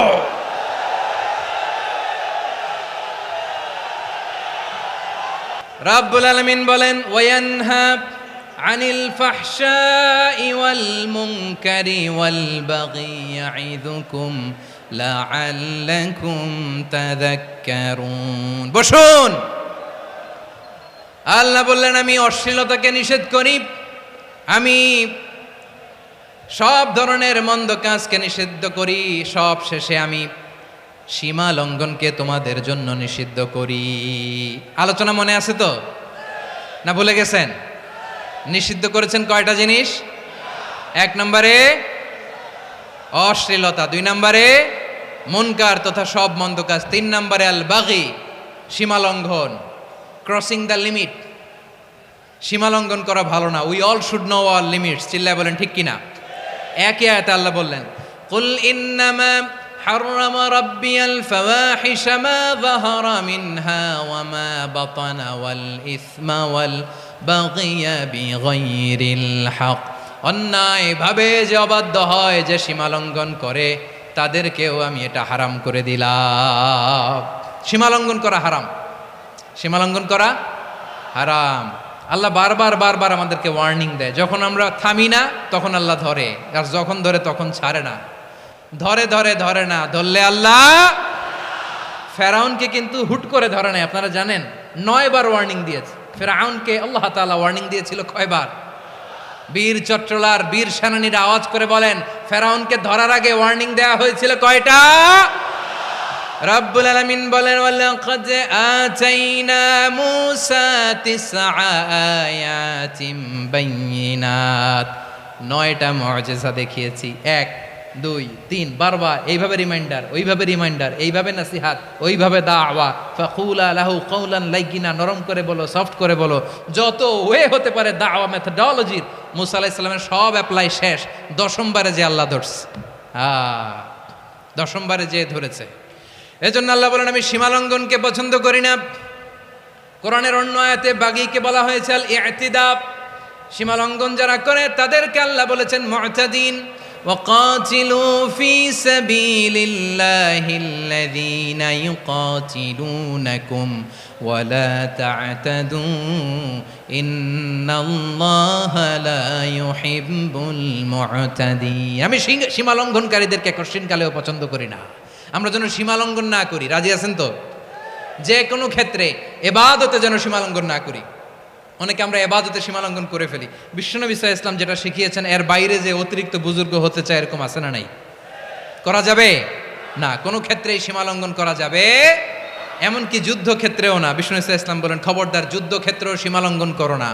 কি সুন্দর ইসলাম আমরা পেয়েছি। বিশ্বনবী বলেন খবরদার যুদ্ধের ময়দানে কোনো নারীর গায়ে হাত তোলো না, কোনো শিশুর গায়ে হাত তোলো না, কোনো গবাদি পশু হত্যা করো না, কোনো শস্যক্ষেত্র ধ্বংস করো না, এবাদতরত অন্য ধর্মের কোনো সন্ন্যাসীর গায়ে হাত তুলো না। বলেন সুবহানাল্লাহ। তাহলে আমরা সীমালঙ্ঘন করতে পারবো?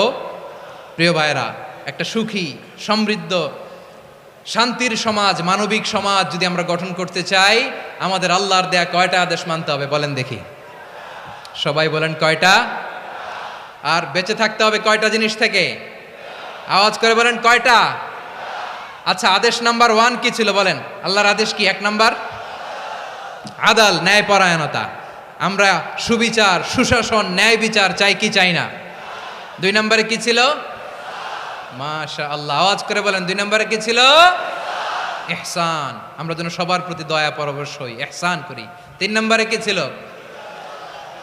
নিকটাত্মীয়দের দান করা, তাদের অধিকার প্রাপ্য বুঝিয়ে দেওয়া। পাশাপাশি 3টা জিনিস থেকে আল্লাহ বারণ করেছেন, নিষেধ করেছেন। তার প্রথমটা ফাহশা, অশ্লীলতা। অশ্লীলতার সাথে আমাদের কোনো সম্পর্ক।